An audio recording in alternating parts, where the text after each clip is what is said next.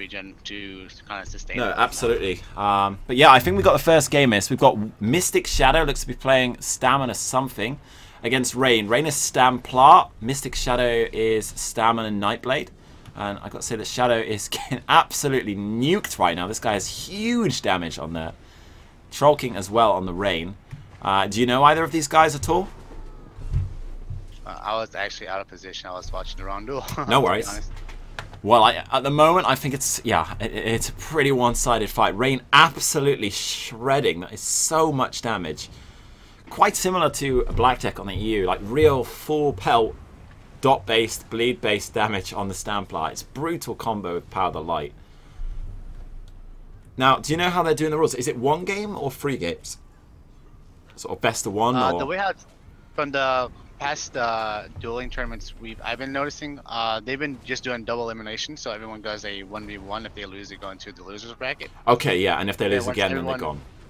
Correct. Okay. So they'll fight each other all the way up to the end, and then once it gets to the final, they will have to fight each other, and if the winner from the winners bracket beats the loser from the losers bracket, he wins the championship, obviously. Okay. But if the loser happens to beat the winner from the winners bracket, he would have to beat him again in order to get that championship. Alright, so next fight is going to be pretty biased. Ken informed me that these are both Magic Nightblades, but one of them is 293 CP only. I mean, for all we know, he could be a very skilled player and manage to take control here. Again, I mean, you're the expert here, Scott. Do you know either of the players at all? I'm going to be totally honest with you, boss. I'm trying to get on that rock that you're on. I can't see. Best bet is to go from... Oh, you got it. Nice one. Yeah, so do you know either of these guys? We've got Salor and I believe the other one is Sasana at the back. Saran, sorry. Saran at the back. Oh my god, that was a massive Merciless. Poor guy. I mean, it's pretty difficult there. The guy is quite low champion points, but give him his credit for joining in. Yeah, it's going to be difficult there. I think he's losing like a good 20% mitigation at that amount of CP. You want me to go first person, guys? Alright, no problem. If that's easier for you guys, let me put the weapon away as well to give you a bit more freedom in sight. Is that better? Hey, boss, give me a minute. I gotta make sure. I want to go in first person as well, but I gotta make sure the nameplates and everything are on because kind of yeah, sure, no problem. Names. Hello, Scanner. Welcome, mate. This is the PCNA tournament right now. So again, I don't know any of these guys. Scar knows a few of them. He's obviously local on this. It'll be interesting to see how people perform, what sort of turnout they get. Especially when we get sort of to the later stages and see some of the more advanced builds and very, very skilled players and how they play differently or similar. To be honest, as a person who's really into theory crafting, it'll be interesting to see if anyone's got some really different play styles and different concepts, because it makes it, you know, it's an area where you can always develop your theory crafting. Yeah, no way to know this. The next game is going to be Zorus against Miux. Again, obviously I don't know any of these. Miux says I'm new. Not necessarily good news for him, but we'll see how he does. This guy actually earlier commented on my builds being shit, so no offense, I'm going to be cheering for the other guy here. Let's go for the Zurius as the person to win, but we'll see, I suppose. No one knows if this guy's really good. You managed to get things set up there, Scar? Almost done. Almost done, alright. We got a sec. I think the first guy's being a little slow coming down here, so it gives us a bit of time. He's porting in. Alright, the other guy's on the way, guys, so you have to port from a way shrine. So, what were the names again? Miux and Zurius. Again, same question. I mean, I'll ask you it most times. Do you know either of these guys? I want to see what their class is. What names again? Zurius, he's going to be on the DK at Imeo. And Miux, who is Miux Cuttlefish, 607 CP. So it's not going to be much of a difference on the CP, I think. Miux Cuttlefish is a Magic and Nightblade, I believe. Yeah, I see that. And any good? I mean, you're going to know his playstyle, I suppose? This guy's fairly new to me, actually. Okay. Yeah, I mean, he says in chat that he's new to the sort of dueling scene. I suppose we'll see how he does. I haven't seen what... Oh, this guy's a Stamina DK. Now, that's cool to see. I thought that these guys were all Magicka. Having a Stam guy in there really creates some variety. He's going to be playing bow and two-hander, it seems. So, they are starting up. Instant roll dodge. I guess he might be using... Yeah, he is. So he's using Cinch right now as far as I can see. You can see it procking under his feet there. Magic and Nightblade is going to make his life pretty difficult by kiting, I can imagine. Now, Sky, you have a stamina DK, right? Yep, correct. I'm actually running the same build as this guy is running. He's actually was running 7th Legion, Agility, Masters, not Masters, Masters Bow actually, and a Asylum 2H. Okay, so I he's did actually fight him actually. I actually fought him earlier today, and wow, he's got an interesting build. okay, so he's actually in heavy armor. He must be have a lot of well fitted then. I mean, he's roll dodging really a lot, especially at the start. That is correct. And he I does think he's going to get the kill there. Yeah, it gets him down You pretty don't easy normally there. see a lot of stamina decays nowadays, just because they got nerfed so hard in the last couple of patches ago. But he's Yeah. doing pretty well. No, he is. I mean, I certainly know that on PCU, actually, a lot of medium builds are sort of evolving, as well as weapon builds, like you said, with bow 2 and a bit heavy armor. Just for that sort of mobility advantage with the bow. But also with the massive updates to Master's Bow, it's obviously a ton of damage to have on a one piece. Yeah, we're seeing that a lot. There's a couple of really good ones. Pedro, for example. Yeah. And that stamina decay had a really good idea of running wings against a Magic and Nightblade. Yeah, do you know, I assume they're not. Are they allowed to swap skills at all? As far as I know, they are allowed to swap skills, but Okay. not sets. All right, well, fair enough. I mean, it's going to be obviously difficult to monitor that stuff, but I do have to say that as a DK fighting against the Magic Nightblade, it's a tough one. It's really a counter-counter situation, especially Magicka against Magicka. One thing that you find very difficult as a DK is getting kited a lot. So, yeah, wings are really good to have against the Cripple Root, obviously, and also Flame Reach if they're running that. So, yeah, like you said, I think it's a good choice to take. Obviously had a lot of damage on him. This guy's an Argonian. So we got Scorpio, who I'm assuming there is a Magicka Nightblade, and Mihailix. Mihailix, quite a low rank, but it could be it now. He's on the Templar. Okay. I like to see that. It's actually a Magic DK. Oh, he's a Magicka DK. Yep. Okay, interesting. Magicka DK Argonian. So he's going to be really tanky, but I would question how much damage he's going to generate here. Yeah. And Scorpion, I've normally seen an open world PvP as a tank mainly, so he's gonna be very tanky. He's really got a good mindset about being tanky. I'm not sure how much damage he's gonna be able to put out though. Yeah, I mean, it'll be interesting because I know they've made some quite strict rules on the damage, and if they find someone being quite passive, they will get voted out. That being said, the Templar here seems to be struggling to put damage out on him simply because he is tanky, so it's hard to say. I think that this one could be a longer fight. It'll be interesting to see what happens with the ultimates. I'm just trying to see what sets they're using here. So the DK is definitely. Go ahead, Bubs. No, after you, please. Definitely a Magicka Templar is a very hard matchup against a Magicka DK. Yeah, it's a really tough fight. I mean, a lot of people will know that I'm maining Magicka DK quite a bit at the moment, and it is a really, really tough one to deal with, a Templar. The only real way to get around a Templar is to have a lot of damage and go for a full burn and just basically go ... Talon burst. And if you don't get that burst, he's going to purge it all off, and it's really expensive for you. So yeah, it is going to be a tough fight for him. He's taking a lot of damage here. Big Dragon Bloods with that Argonian though. Ooh. It looks like the Templar's not chosen an execute, so that's going to be pretty rough. Yeah, the Magicka DK needs to find a way to heal himself. Yeah, I think he's lacking a bit of sustain there. Like you said, he's built to tank. He's probably a little more used to having maybe a support to help sustain, a support to heal. He might play solo, and like you said, be more into a tank environment. Who knows? I mean, it could be just struggling in this situation. But yeah, a bit low on sustain there. Damage was a tiny bit low. He was tanky. So he's actually linked me the build here. So he was in Julianos in Light and Sun. I mean, it felt quite low damage there, to be honest. Maybe it's just the race. He did have a lot of points into health. It looked like it too. So maybe lost some damage to that. He was running 30k health. No, you're right. I mean, like you said, if he's in Light, what was that Julianos enchanted with? Was it Triglyph? I mean, he's probably running Triglyphs on every piece right now. What was the jewellery as well? All spell damage. So he was running full duel style, you know, maximum damage. But yeah, I think that is tough. The race is a difficult one as well. By not taking Dark Elf, he's instantly losing a ton of damage there. A good 10%. So makes it tough. But I suppose Argonian could be nice against other classes, especially. Let me quickly check for the chat here. Well, Skander, as interruptible as Dark Flare is, actually in this environment, it's not necessarily a terrible choice. I would personally, if I was going for a heal debuff, take Reverb. But since heal debuff sets are not allowed, generally speaking, heal debuffs are really good. And having Dark Flare there is not necessarily a bad option if the opponent's not interrupting. The difficulty is if it's interrupted. Okay, so what we got here, we've got Marcel against Alzides. So Alzides seems to be on the Magic DK. Marcel's, is that a Sork? No, he's a Magicka Nightblade. Okay, I think Magicka. These two guys are pretty new to me, so I guess we'll see what they've got going on. Yeah, I'm already voting against Marcel. He's jumping too much for my liking, so the DK is already in my books. I also have to give the DK credit here. I don't know about you, but I think his fashion per second is absolutely on point there. Now, yeah, definitely. I could be wrong. I think he's in Pariah, which is a really interesting set choice. So he's going to be pretty tanky, especially when he's getting low on health. It's an interesting set choice. I'm surprised he would choose that. From experience, Wizard Riposte is always tankier, even at the very end threshold, just because of that 15% debuff.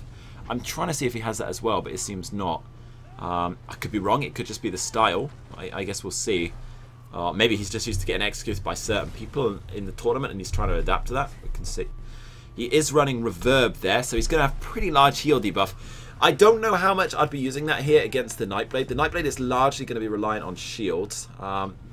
It will depend a bit on his health recovery especially, but I guess at the moment this fight looking pretty one-sided.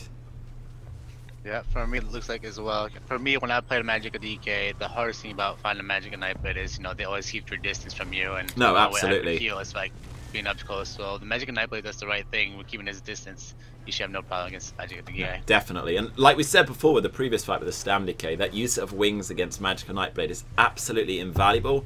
I think that Magicka DK can struggle against some classes. It can be strong against some classes, but when you're fighting against a Magicka Nightblade, I think that you simply have to have it. I think it's very, very difficult to get around it any other way. Yeah, I think that he's going to have a trouble here. He's going to go down here, I think. There he goes. Yeah, it looks like he ran out of stamina. Wasn't able to break out. Yeah, no, exactly. So that was a good fight. Yeah, I mean, he did well with balancing his resources. I do think that you should only die when out of stamina, in my opinion. Unless one-shotted. The only reason I say that, and this is as a Magicka class by the way, is that I would only really run out of stamina if I'm really low or out of Magicka, and it's sort of your balance to try get that little burst of Magicka to change the fight around. So I don't see a problem necessarily in running out of stamina. I don't always consider it a sign of weakness, but it can depend on the fight. These guys are both in the same guild, actually. Drista Urban, I saw him fighting earlier. He seemed to be winning a lot of his fights at the start. He was playing Duel and Resto on the DK. I think his friend is playing Resto and One-Hand Shield, so no Lightning Staffs yet. Josh Lenore is definitely a fairly new Magicka DK, and Driz is a more experienced Magicka DK, and they both have very interesting builds. I fought both of you guys earlier today and watched them do massive damage. That was an enormous meteor. Now, I think they're both in light. You notice the Shadow Rain coming in. I'm absolutely stupid and fell off the rock, so we're going to pretend that didn't happen. But that Shadow Rain, like you can see, the Shadow Rain is actually really good pressure in this sort of environment. It's a decent amount of damage. A lot of pressure. Exactly. But not only that, it's going to put mine and maim. And I think that's going to be a big advantage for Josh here, actually, in the fight. Now, I didn't see Josh fighting in the pre, but personally, right now, I mean, he seems to have a large upper hand. I haven't yet seen, I know he's running One-Hand Shield. I'm trying to see if he's got Reverb. He gets the kill either way. But I'd be really interested how many DKs take the route of Reverb. So, again, on PCEU, this is something that's very, very common. You sort of see a lot of PCEU guys running Reverb on Magicka Templars, even Magicka Nightblades sometimes, if they're not running Jurok, as their way around that sort of heal debuff meta. And it's an interesting approach to the fights, to be quite honest, because if you think about it, you're a Stamina main and a Magic DK main, if I'm right, yeah? How much do you hate being heal debuffed by 40-50%? Oh, I absolutely hate it. Especially now with the way how CP is set out. No, exactly. And how much of a buff you can get from just putting a couple points into the debuff tree. Wow, it's very annoying, and I feel like it's definitely worth having that skill on your bar. No, absolutely. So I think personally this fight is going to be fairly one-sided. If this Stamblade wins, I will be absolutely shocked. Now that's no comment on his skill. Frankly, as long as he lives, I'm already impressed. He's going to be fighting against... Ooh, and actually, no way! Oh, my word. Just a little bit of history right here. Curie, the guy who just died, he won the championship last week. So, wow. That's amazing. A stamina player in medium armor beating a Magic DK is an absolute shocker. I mean, Magic DK is very, very, very strong against medium armor stand blades. It's almost impossible for that stand blade to do anything. Personally, if I'm against that, especially in my Bloodform Burning Spellweave build, I literally will apply dot, dot, Talon, whip, whip. And if they don't die, they'll roll dodge, you'll fossilize whip. Or exactly the same, if they roll dodge the Talon, you'll whip, whip, and kill there. And if you don't, you ulti. And it's almost unsurvivable as a stand blade, even through block, just because of that lack of healing. So I think that stand blade did really well there to get any chance there. Do you actually know the stand blade in that previous fight? Yes, that's Jake. He's actually one of the guys who helped me how to play Sandblade. Oh, okay. So he is sort of a real knowledgeable guy in his class and all of that, which does explain to a point. So this is going to be... Speed kills here is Stamina Sorcerer and Banter the Great is a Magic DK. All right. Both of them are really top quality players here. I'd like to see the Stamina Sorcerer win if he doesn't jump around too much. I think it's a nice underdog in the class.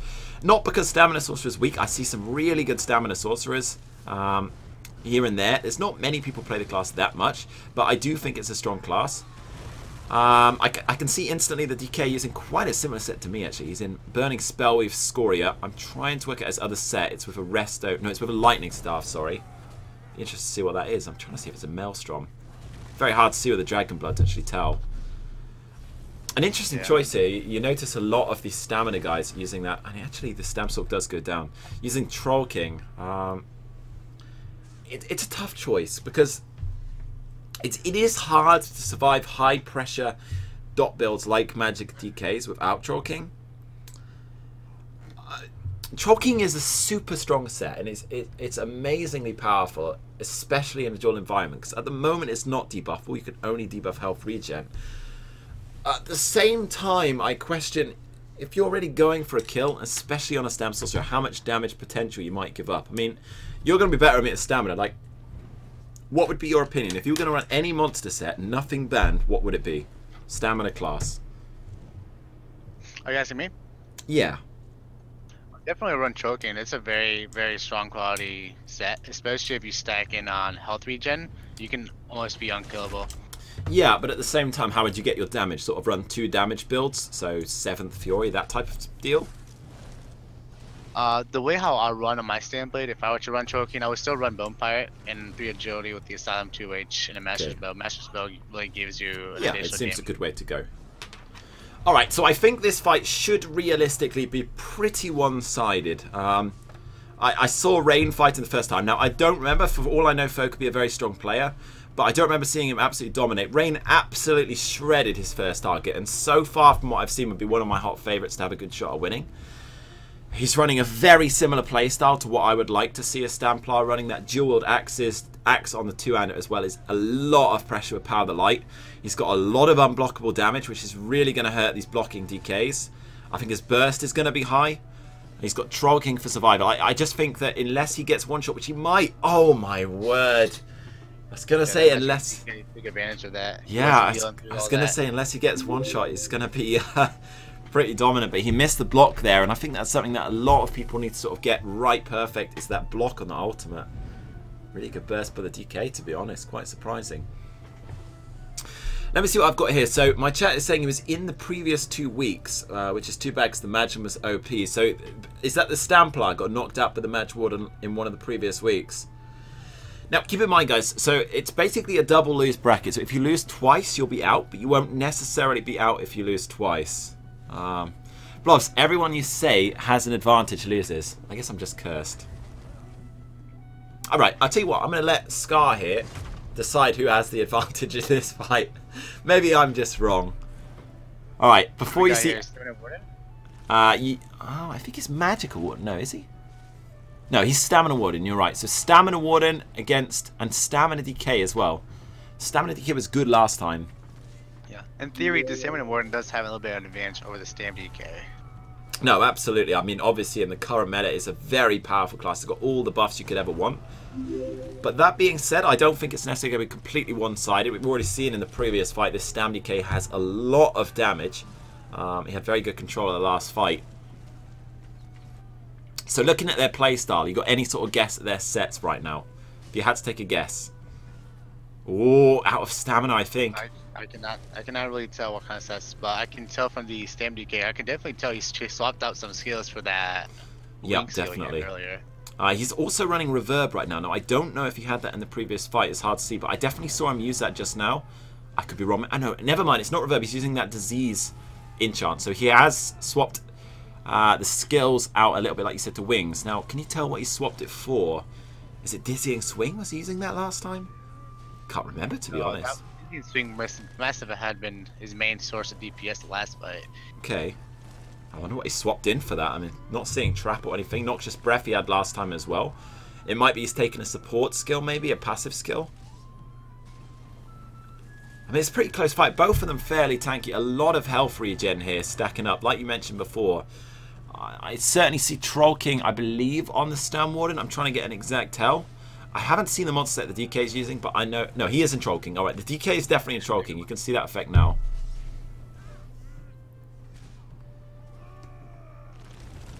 I don't know. They're not really bursting enough damage on turn. Yeah, no, absolutely. Whoa, quite a bit of pressure there. Yeah, I can see this one going a long time. Neither of them really have quite enough damage. I do think a kill is possible. They both have pretty good burst, but I think this is going to be one of those situations where it's going to really take, unfortunately, what I would call the alignment of the stars, where pretty much everybody is going to have to crit everything to get the kill. I think if you put your money on it, you'd have to go Magic Warden, like you mentioned, with the advantage. That being said, the Stam Warden is missing a lot of his Wrecking Blows here and losing quite a bit of control. And I noticed the Stam Warden is really not using his Dawnbreaker very wisely. He's just hitting him here. No, absolutely. He has full health. The other thing he's missing is some of his key buffs have a lot of downtime right now. That's not necessarily a negative comment on his play skill. I'm sure he's very good compared to the majority. But I think when you compare to DK, who I've yet to see Volatile drop down, I've yet to see Noxious Breath drop down, I really think the DK's the stronger player here. Again, don't put my money on it, but I think, like you said, class per class, Stam Warden, like you said, has a definite advantage here. It's going to have better sustain, it's going to have better buffs, better healing, better burst, more unblockable burst.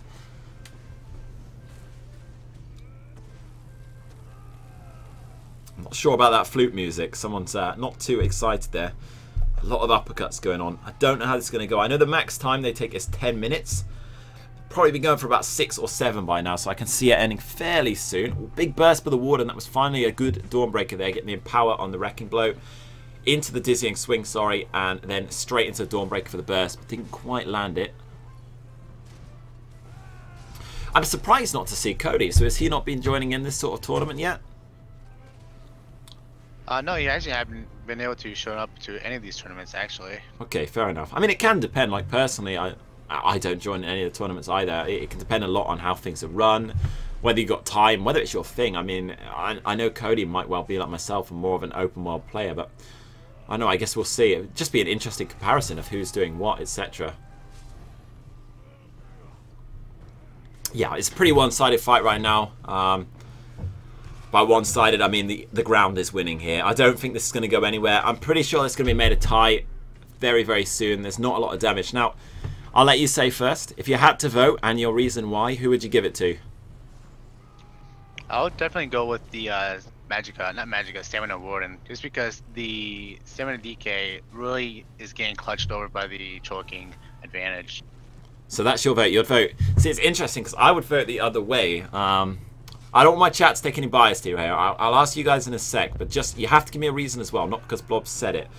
I personally actually favour the Stam DK. The only reason I favour the Stam DK is I think, like I said before, his buff rotation is far better. But that being said, the Warden has been close to the kills. Again, that Troll King, like you mentioned, is giving quite a strong advantage. I just feel the DK has more accuracy with his buffs. He's also running... Oh, what's going on there? A bit of sliding. Hopefully I got a little bit of lag right there. Yeah, it looks like they're alright though. Quite a lot of lag. This guy is lagging like hell. I think they have realised. Yeah. That Warden might be going out to the lag here. He looks to be really suffering on the lag. Oh, poor dude. I mean, I don't know whether that should go that way. I feel a little bad complimenting the DK now because Tanip's clearly had a major, major disconnect problem there.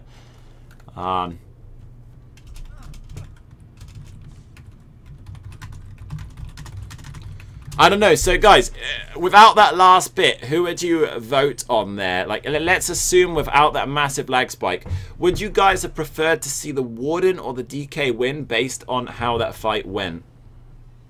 I don't think the people in the guild wanted Kenneth to duel. I think it'd be more realistic. Now that he doesn't have Jorix, actually, I think some of the fights could be a lot stronger. Jorix is very, very strong in duels, so maybe a bit disappointing they won't let him duel, but we'll see. Getting a few different comments. Majority of my stream mentioning DK had greater pressure most of the fight. But 2 comments saying the Warden had better control of the field and also closer kill potential, in my opinion, as well.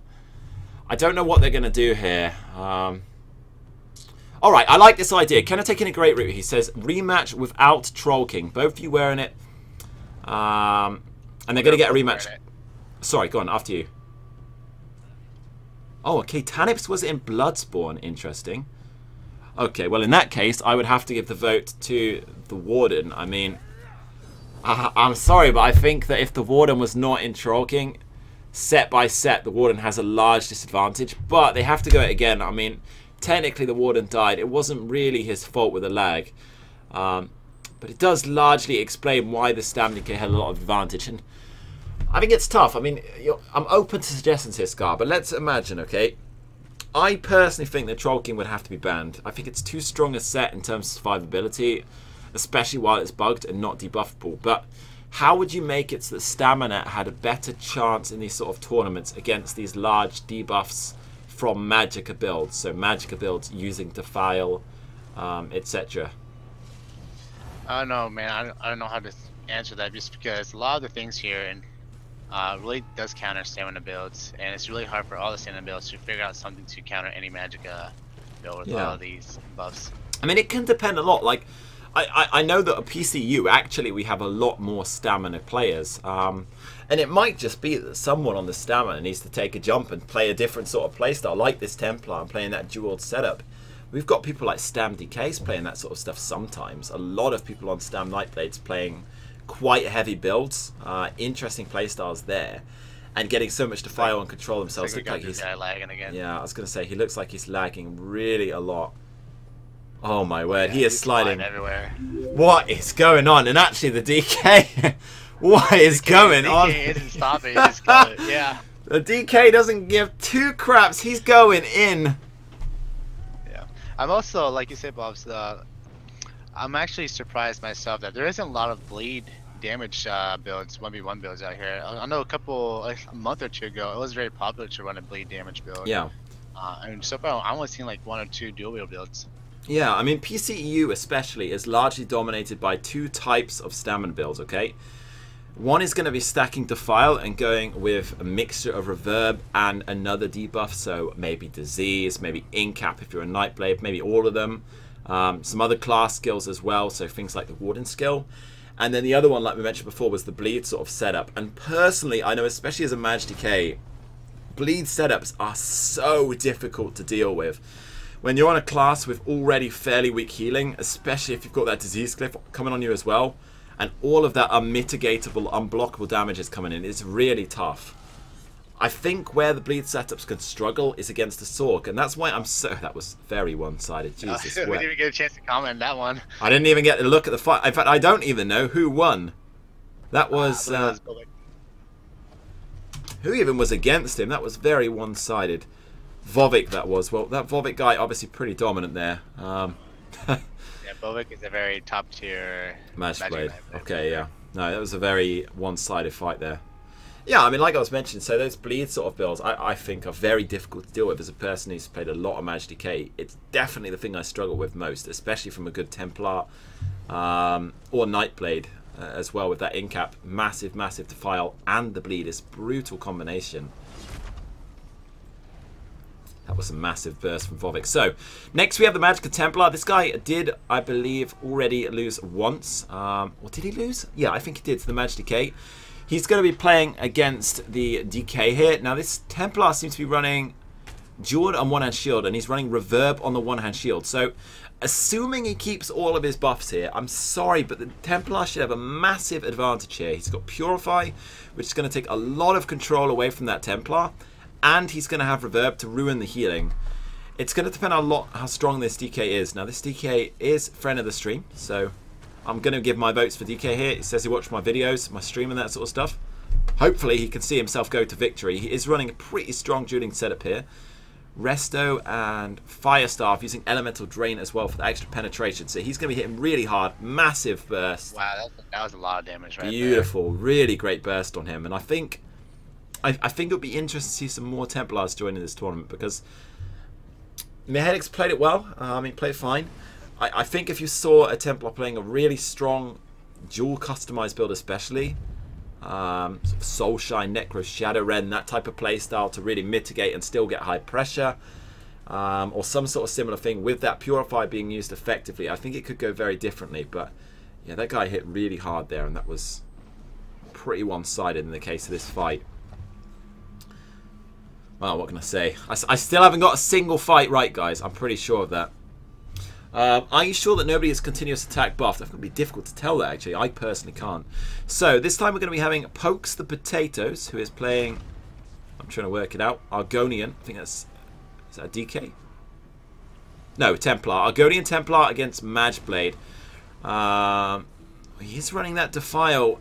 I don't know how I feel about his tank ability. He's taking a lot of damage, and I don't know if Marcel is just running a lot of damage, whether he's quite squishy. Jesus, that Mageblade is taking a huge amount of control off this fight here. That Templar really needs to purify that cripple and get involved. If I was that Templar, first priority, get on top of that Nightblade and take as much control as possible. If I had a Snare, Vampire's Bane here, take that control off instantly. I suppose I can understand when he's using that Dark Flare, the logic here, but I mean, what's your take here? Definitely Battletoads, the Magica Templar, really isn't doing a lot of damage. No, absolutely. I can see him poking around with his jabs and everything. The Nightblade was taking no damage at all. No, absolutely. I think this Templar is built fairly supportish. I think the Nightblade's built to kill. I heavily favour the Nightblade here. Nightblade's definitely having the right idea by keeping his distance here. Otherwise, the Battletoads can't do any damage to him. Absolutely, and he's got a large amount of damage there. There you go. So the Templar does go down. I think he was running a largely support-based build. I have to say, by the way, no matter what these guys are using, and no matter how well or poor or brilliantly or awfully anyone does, no matter what level they are, it's cool to see so many people of different abilities and different sort of builds joining in, because this is something you don't see very often again on EU sort of tournaments. The whole duel scene is very dominated by a custom scene, and it's really nice to see that NA doesn't have that. If I didn't lag so much, I'd love to join in this sort of thing, if I could be bothered leveling as well, I suppose. But yeah, unfortunately my ping here is quite terrible. It's true, Khan. I mean, the Nightblade already loses in my vote because he's jumping around like a twat. So my vote goes to everyone else who fights him. But in this case, I think the Templar was outmatched. What would you think if Zoss ever made something that if you were to jump, you lose some stamina? Ah, be in heaven, mate. I'd pay them for it. Make it a crown buff. Drain stamina from your opponent if they jump like a spectre.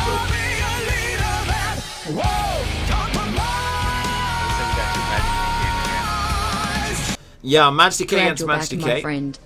Pretty one-sided fight. I mean, Josh Lenore took a large domination on his last fight. Foe also, I believe, lost his fight previously, or did he? I can't remember. I know it was a close one. I believe he won his first one. So both of these guys have not lost yet. Okay, so both of these guys have won.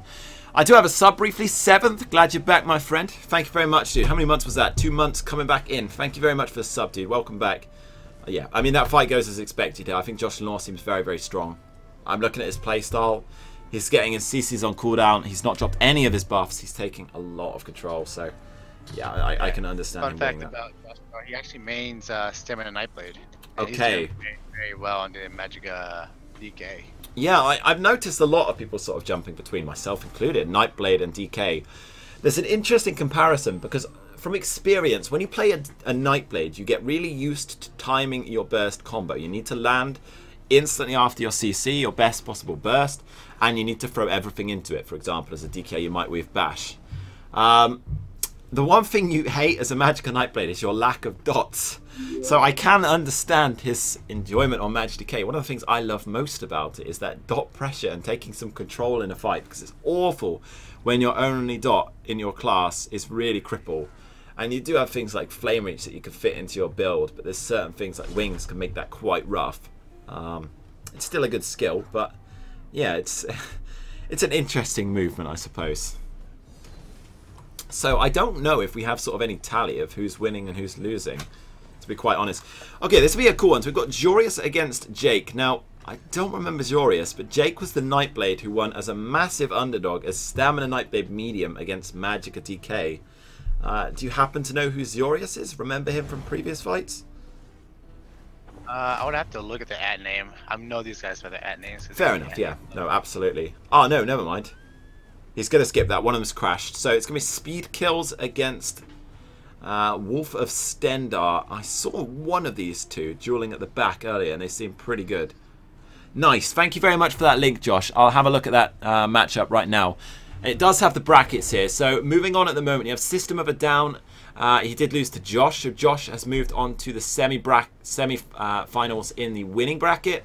You've also got Marcel and Volvic will be going on to face Josh over there. Zoris and Jake is obviously that other game, but they had a crash, so they will be waiting. And also in the winning bracket, you've got Zerium and Pacifest moving that way. Now, in the losing bracket, still fair fights to move. I think that's where we're moving right now. So these are both from the losing bracket, Speed Kills and Wolf. I don't know entirely how this works in terms of moving on, but we'll see who goes where here. Alright, so Speed Kill's playing the Stamina Sorcerer, running a lot of snares, a lot of root control, but the Nightblade actually is not going to be too fussed by that. I'm going to fancy the Nightblade's chances here, unless this Sork can get his bleeds up and keep him out of cloak, and he has done just that. All of those bleeds on his... There you go. I mean, it's that simple, really. It's the fine balance between aggression and pacifism. Yeah. Speed Kills is definitely one of the top tier Stamina Storks in this yeah, game right I mean, he played it beautifully. He knows what he's doing. He played everything perfectly there. He got all the dots up, all the bleeds up, takes complete healing off that Nightblade, and then takes control. And that's where heavy armor on a Stamina Nightblade in a dual environment is going to prove really important, in my opinion. It's very difficult for a medium armor Nightblade, which performs so well open world, to perform in a dual environment, because all of that dot pressure from high damaging, high specialized builds, it can be very tough to deal with. The Nightblade specializes in kiting, going for a nuke and moving on. I think in a dual environment that's pretty tough. So I think the guy did well to beat a Magicka in the first place, but he does drop out there, and Mihail will move on. So, sorry, Speed Kills move on. Next is going to be Alzides and Lane. I believe this is again the losing brackets. It is indeed. So this was, like you said, Lane was the one who won last week, correct? Yes, Yuri. Okay, so that's Yuri. He won the last week's tournament. He actually lost his last fight, a surprise, against that Stamina Medium Nightblade, who's just also gone out. So it'll be interesting to see what happens here. Again, this is one of those sort of playstyles where I think people who get used to that Joric playstyle, it can change a lot when it comes into a high damage gameplay. Overwhelming is a great dueling set. It's a lot of pressure. It can take an enormous control. I fought some very good players in that, especially on Templar as well. A very powerful set, but I'm not really sure what he's pairing with it right now. I think it's Burning Spellweave, but I'm trying to see how his damage is. Yeah. If I remember correctly, last week Yuri was running Duel Spain, so he probably had to change up his build here, so might explain why he's his struggling a bit. Different. No, absolutely. I mean, I think it's pretty tough. Like, Jorik's Bane is something that I think people can get very used to. It's a very powerful set in duels. I mean, if you'll find anything that's not shielding, I'm sorry, you're doing something wrong to lose, unless they're using the same sort of playstyle. He is taking a lot of control on this fight right now. After a brief, terrible start, that DK really needs to move out of that lightning AoE. So a really nice trip here. Even though the blocking might feel so nice for that DK, I'll let you choose this as well. What would you do? So you've got a choice. You either block and stand in the lightning AoE, or you roll dodge, get out the lightning AoE and save your stamina there instead. Which would you go for? I would definitely not roll dodge. Roll dodge and would take a lot of stamina out. Alright, see, I'm quite different. I built my CP for that sort of thing. The issue is that whilst he's got those procs from concussion, it's going to be really difficult for the DK to get through. It's going to be a lot of healing. Those whip procs going left, right and centre. It's a lot of pressure. This especially is where those two-hander builds can really shine, because you can get out of the AoE, take tons of pressure off. Of course, you can replace it, and it's going to depend on the sustain, but... Yeah. What I would normally do in the open world situation, I'll just misform out of it real quick. Yeah, I suppose that's a route, and that's a big difference to the sort of playstyle that me and you have. And again, it's something you see with every class, how they play differently. I'm noticing that in both these guys' cases, I personally would feel their CP are slightly misplaced here. I don't think either of them have healing, and they're both, as far as I can tell, playing light armor. Now, I can just promise you, light armor, magical decay with healing in the CP is a really noticeable difference. As bad as that tree scales, it is really worthwhile. And I think we're noticing quite a strong fight backwards and forwards here, just because both of them are lacking that healing at points, but both of them have really high pressure. So it's quite an interesting fight to watch, to be quite honest. Right now, looking at it, assuming he doesn't get this birth, who are you going for? This burst. As far as right now, I will go with Yuri. He's definitely lowered the other Magic K's health. Yeah, I would agree. That being said, I think he's struggling with his stamina quite a lot. It's gone back and forward so much here. No, I do agree. I think Yuri's build feels stronger, but yeah, I feel that the other player is playing better. Maybe the other guy, maybe Yuri just doesn't have great stamina management. He might be all impen, not much sturdy. There we go, great burst there, really well timed, right with the Flames of Oblivion. Mad DK definitely is all about timing in this class. No, absolutely. Another Mad DK. Absolutely. A lot of Mad DKs when running Flames of Oblivion make really bad mistakes using that Flames of Oblivion and just using it and putting it on. Timing that burst as beautifully as Yuri did there, hitting the ulti, some sort of other damage, maybe a dot, in his case the overwhelming, and the ulti at the same time is a great way to get your burst on a class that otherwise lacks burst. So I think he played it well and completely deserved to move on there. Great kill. I've been using Jorix for months, says Daddy. Master Race Argonian for the lack of sustain. It's a good way to survive, let me put it that way, just a bit tanky. I haven't tried Distro Resto in open world. I have tried it in dueling. In dueling it's great, Zayram. Open world I can just promise it's squishy. I've tried dueled and Resto before. The survivability difference between being able to block on a class that has such great blocking passives is really different. In a dueling environment, I do believe that Distro Resto has its place. I know one very, very good player on PCEU doing it. Decimus, at least for a while, was doing it. And he's playing a really different playstyle, a sort of Nightblade playstyle, and that was just another massive burst there by Myx. He's got 3 very clean kills, Silora going down. I'm trying to see which bracket they were in. So far, our Magblades versus Magblades, it's all about who can burst each other down the fastest. No, absolutely. I think there's 2 characters coming through very, very strong on the Nightblade front. Myx, but he lost 1 game. And Marcel. So Marcel playing Vovik. Now, I don't know who that is. At the moment, looking at the people going through, Vovik's definitely going to be one of my favourites. So, in reply to Zirium, he was mentioning about Distro and Resto playstyle on the Maj DK. In that playstyle, the most important thing for that DK to do with the Distro is to keep the elemental drain control. It's going to be really important for their sustain, their damage, etc. And I think once they lose that, it's going to really be noticeable on their resources and the way they play, especially in a dual build. Anyway, we've got a Scorpio who is playing quite a tanky playstyle, and Drist. I believe this is the losers bracket. It is. I'll be interested to see if a Scorpio has enough damage here, because obviously last time we noticed it was very, very survivable, but did lack a bit of sustain and a bit of damage. Pioneer, welcome. We got a few comments here from the chat. Mad Maeve, 2 questions. What's the easiest way to get to level 50 fastest? Power grind, I suppose, mate. Grab a partner and go. And what is good in your face Stam DK build? Well, got the expert with me. Scar, top Stam DK build for you. Go. Oh man, 70k right now, probably 7th Legion, Bloodspawn, and Werewolfied. Okay, so you like the 1-hand shield and 2-hander playstyle, yeah? Correct. And if you're playing duels, would you stay the same or would you go bow 2-hander? If I would go bow 2-hand, I might just go with medium armors, just for the additional speed you can get from I suppose. Yeah. Expedition. So there you go, man. You've got 2 choices there. Medium armor, you probably want to go bow 2-hander, and if you're going heavy armor, 1-hand shield 2-hander.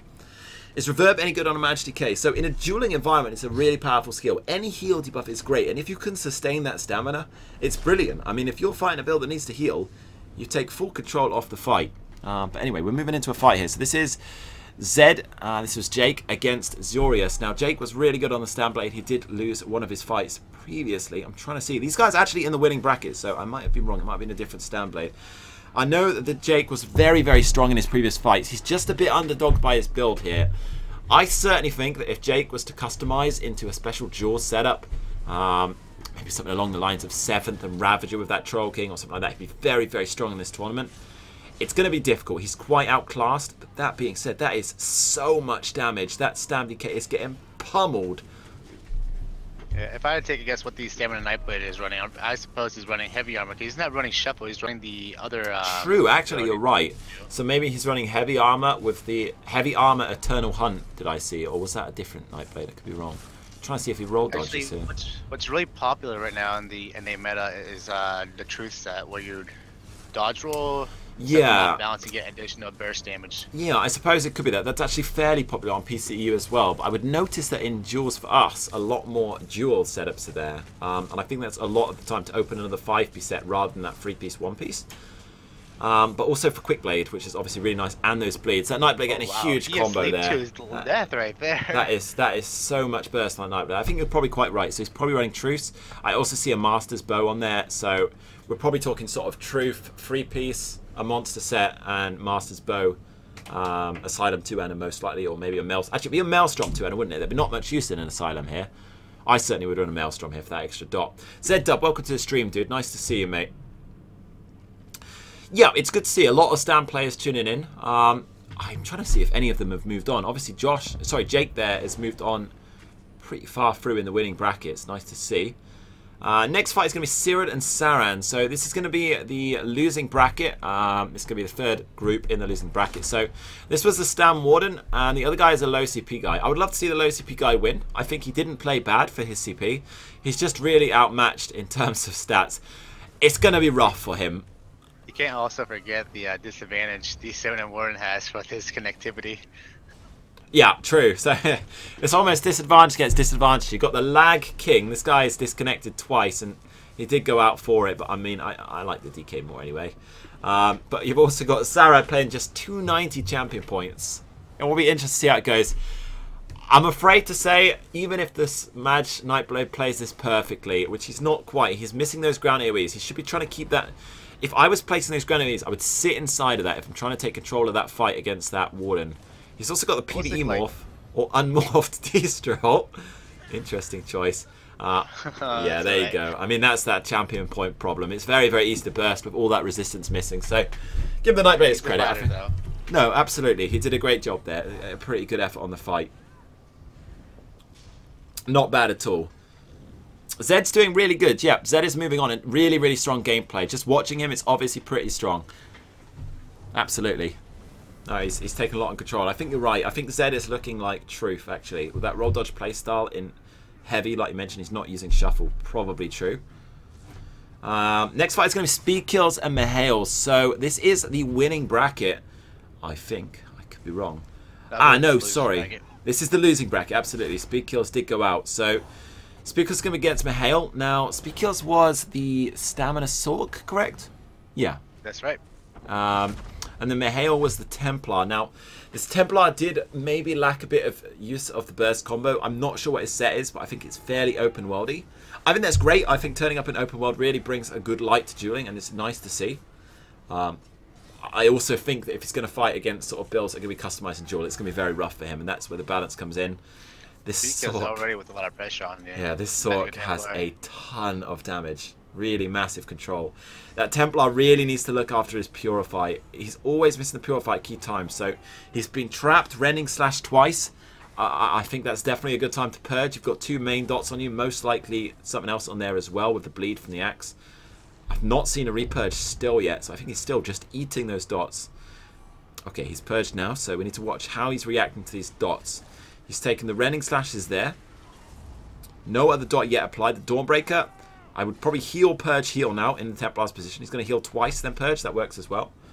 He's got his stats back up. Place the Power of the Light. I think he's missing a lot of those jabs. This is where Vampire's Bane can be really great for putting a snare on, but at the same time, by running medium armor, the Sork's taking a lot of that snare control away. And I think that's proving quite rough for this Templar in terms of jab accuracy. You can see when he's landing those jabs, he's getting a fair bit of pressure, and I think it's just going to come down to practice more than anything else of how he's landing that control. I've noticed one thing. Nobody has yet interrupted that cast on the... God, I've forgotten my words. Nobody's yet interrupted the cast on the Dark Flare. I would love to see that. I'm a real fan of the interrupt control. Anyone does that, then press me off the bat. Big gameplay plus in my books. So I'd like to see someone interrupt him. We'll see if that ever happens.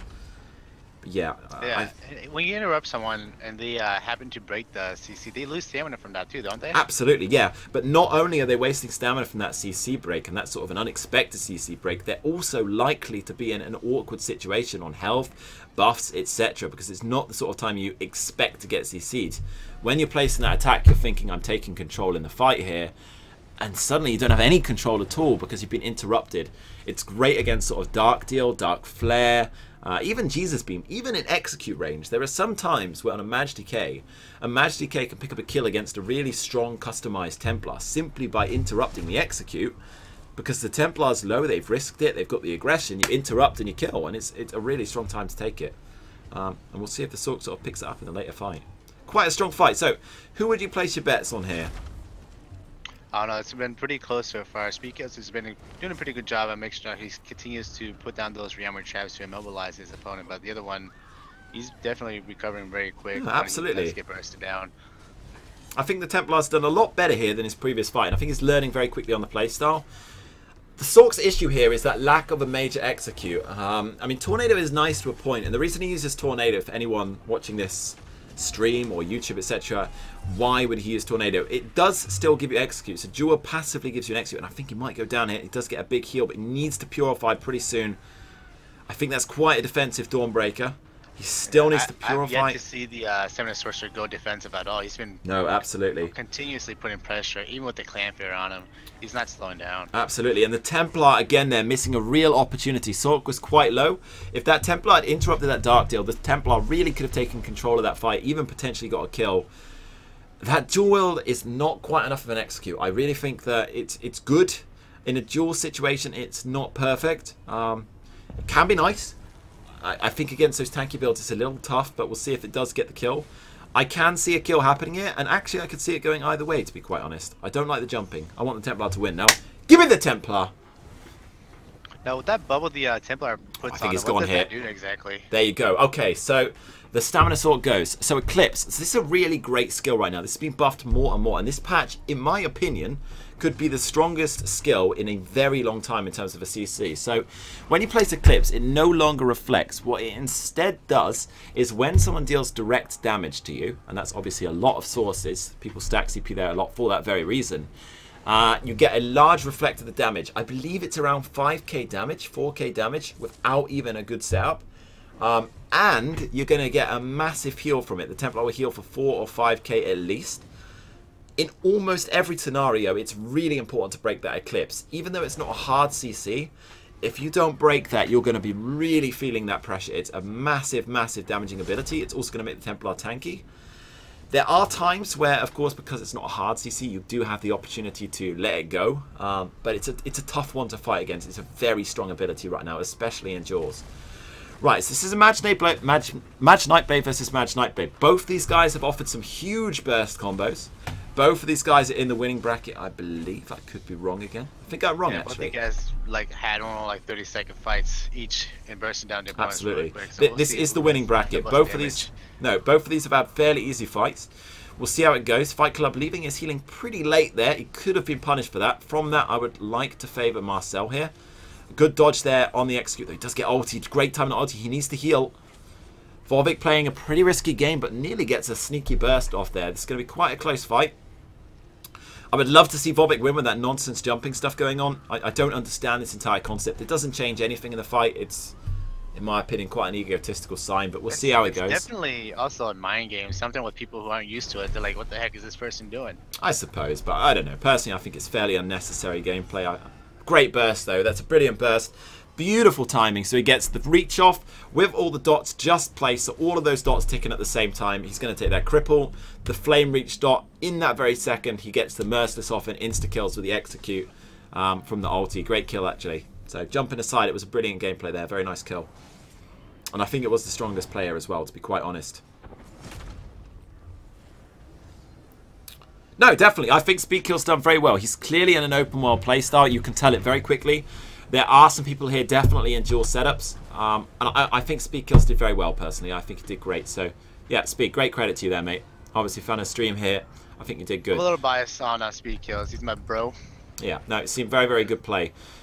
So, this is going to be Maj Decay, Pacifist, and Zerum. Now, Pacifist, is going to be playing the Duel and Resto, if I remember correct, and Zerum the Distro Resto. So I actually personally prefer the playstyle here of the Distro Resto. You're getting almost identical, if not slightly more damage in most scenarios, especially with a light attack, for exactly the same sort of tank ability. It's going to depend how he's arranged his sets. So a really important thing if you're playing Distro Resto is to look for an option to back bar, front bar. Sort of setups I'd be looking for.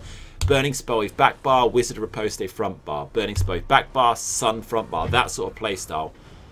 Because that's how you're going to get that 5-piece still on there whilst maintaining the light attack pressure in a duel environment.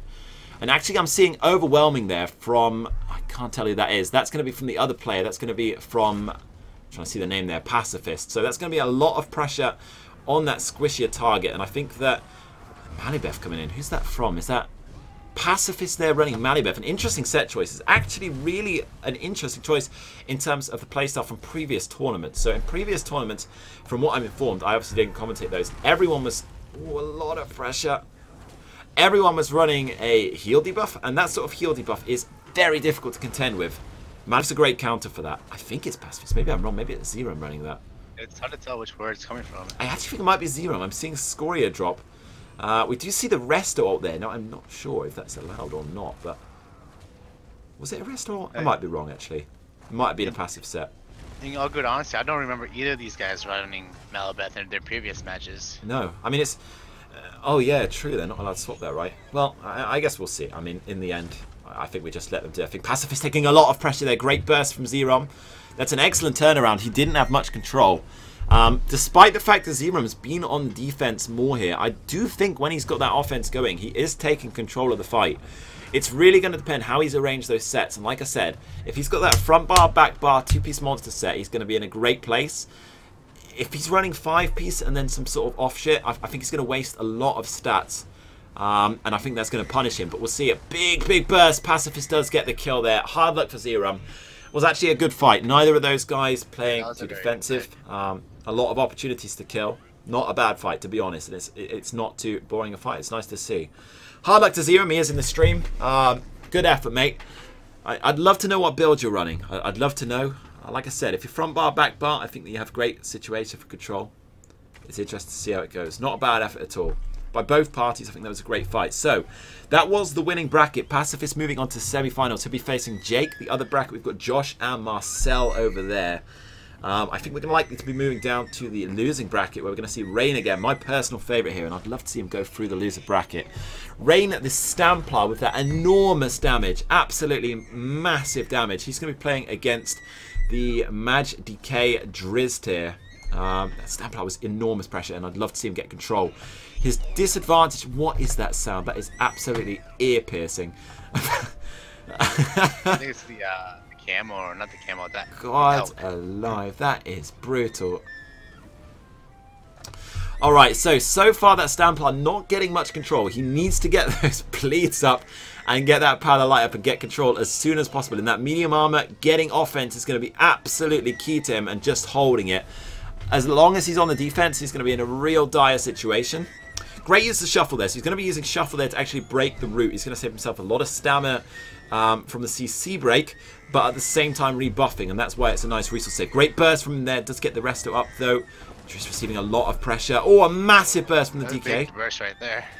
That Troll King does come in to save, but is it healing him enough? He needs to get a Vigor off here, or a rally, and he goes down. Not quite getting those heals up. I don't know if he was lacking one, if he was lagging, but not quite getting the heal up. Again, pretty good fight. I like this high damaging approach. Guys, this elk is absolutely disgusting. I'm going to ask him to stop. That is very loud.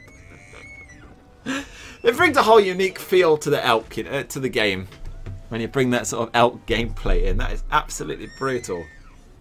Alright, next duel is going to be Pokes the Potato versus Mayux. I am going to have to turn that on, guys. That is absolutely ear-piercing. Let's turn the volume completely off. Alright, so next fight is going to be Battletoads. Pokes the Potato against Mayux. Now, Mayux performing pretty good in the previous fights. I'm trying to see if this is winning or losing. This is the losing bracket. Mayux was doing really, really good in previous fights. I don't remember who he lost to be quite honest. The Templar, again, I remember was fairly supportive type of build. My ex missing an opportunity to interrupt there. Now, how would you play this? I got an interesting comment on this. Would you stay close, far, as each person? Well, definitely with the Magic and Nightblade, he would have to try to keep his distance, but his Battletoads, he needs to find a way to get up close and personal with them. Magic and Nightblade definitely using the one ability, I think, is Shade. Yeah, absolutely, really well. Yeah, no, absolutely, and he does get the burst there. Like you said, the kiting there coming from the image, really just cutting down any option Poke says. And this is where those sort of builds that are not using a gap closer are getting really heavily punished. I mean, if you haven't got that gap close on, you've got no way to control, or as a DK you don't have wings, Mage Nightblade is going to take a lot of control off you, and it's really important that you have a way around that. So, Mike's does go through. Next is going to be from the losing bracket again. Yori, the previous winner of last week's tournament. He's going to be going against Kyrod, I believe, or Cyrod. Might be pronouncing that wrong. So, I don't know his other set. I think it's Burning Spell. It's obviously an overwhelming as well, this DK. It looks like Burning Spell. I'm seeing the dagger there. And he's going to be fighting against the Stamina Warden. I think this could be an interesting duel, actually. The Stamina Warden is going to be fairly tanky against those dots. He does have the burst to get through that light, and we already know that Curie was not managing his stamina too hot. Predictions, Scar. Well, to me, it's just going to be all about how well he can Tannis or the the Stamina Warden can actually stay connected to the game. But I would say the game would have to go to Yuri. Okay, we'll see. I mean, there's balances both ways here. So as a Magicka player with all of these dots, it's going to be rough going for the Stam Warden. However, one thing that you do notice on the Stam Warden here is he's using forward momentum, and that's going to be rough for lane. We've already seen lacks quite a bit of healing here. One thing that's really tough as a DK against forward momentum is to keep those Talons and Fossilize on, and you need those really to get the whip heals. That being said, Tannins is lacking a bit on that CC break speed. If he breaks that Fossilize fast enough, he will not suffer the root with the forward momentum up. That's going to let that whip roll go, and that's going to take a lot of control into the fight. That's going to be punished, and it's going to be punished again and again if he does not break that fast enough. He's also letting that forward momentum drop far too often. If he kept that up, he could really start to put some pressure on. That being said, I think that the Warden is not really putting any dots on here. He's only seems to be running Wrecking Blow and that Scarab. In fact, I might not have even seen the Scarab, which I hope I have seen. Have I seen him use the Scarabs? Have you seen him use the Scarabs? I haven't, actually. I don't know if it's one of those things where you can't see because it's a... It might be, I'm not sure. They've got... Okay, he is using it. He just cast it there. Just making sure. He does miss the Dawnbreaker. It's one of those abilities that you can't see when they cast it. Absolutely. Yeah, I mean, he's lacking that forward momentum, and this is something we mentioned previous fight against the Stam DK, why I favour the Stam DK in the fight. Those buff durations are just down a little bit, and that's something that maybe in future weeks he can work and practice on. Keeping those buff times up, very, very important, especially when you're playing against the sort of build that Curie is.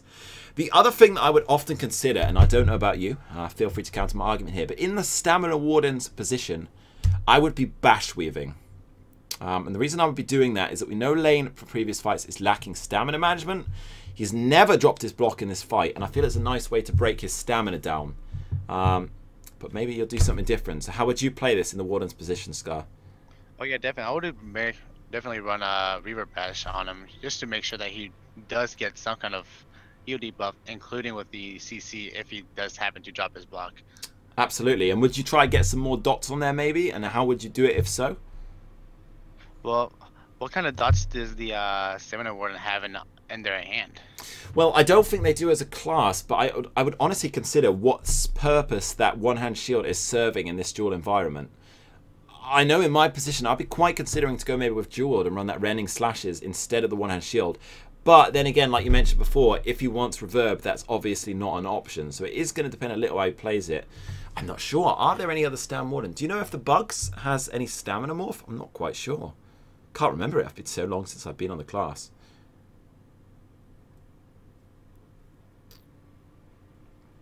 Any other chat? No, maybe. Chat. Whilst we're waiting for this fight to go somewhere. Pretty slow fight so far. Do you know if there is any stamina dot for the Warden? They obviously have Scarabs. He's using Wrecking Blow as well, and the Dawnbreaker. It does have a stamina morph. Now, that's something I've not seen him use, and that skill is very strong. in a duel environment. It's a pretty massive drop. Tikal saying it doesn't have a stamina morph. I know he's playing it actively right now. Hard to say. That was a lot of damage. Wow, right big there. burst. And yeah, I mean, my favorite actually going through there. Like I said, Lane was... Oh, Lane's food went down. Poor guy. I mean, either way, I think that Lane was lacking the sort of burst there. He did have the great sustained pressure, but I think with his Jorix build, that works excellently, really aggressive. Because of that heal debuff, I think that in that environment it's tough. You need that burst pressure. A lot of that comes with timing of Flames of Oblivion, especially, and that's... I don't know, I feel the Warden played it well. A little bit of downtime with the buffs. It was the losing bracket, so neither of those will be moving to the final as far as I know. I think both of them are going to have struggle against the next targets for the time being. Both with some area to develop, but it was a... yeah, actually, I was going to say it was a great duel. It was a pretty slow duel, actually, to be honest with you. Bit of a slow duel, not too much pressure from either target in terms of burst, until that big burst at the end, but there you go.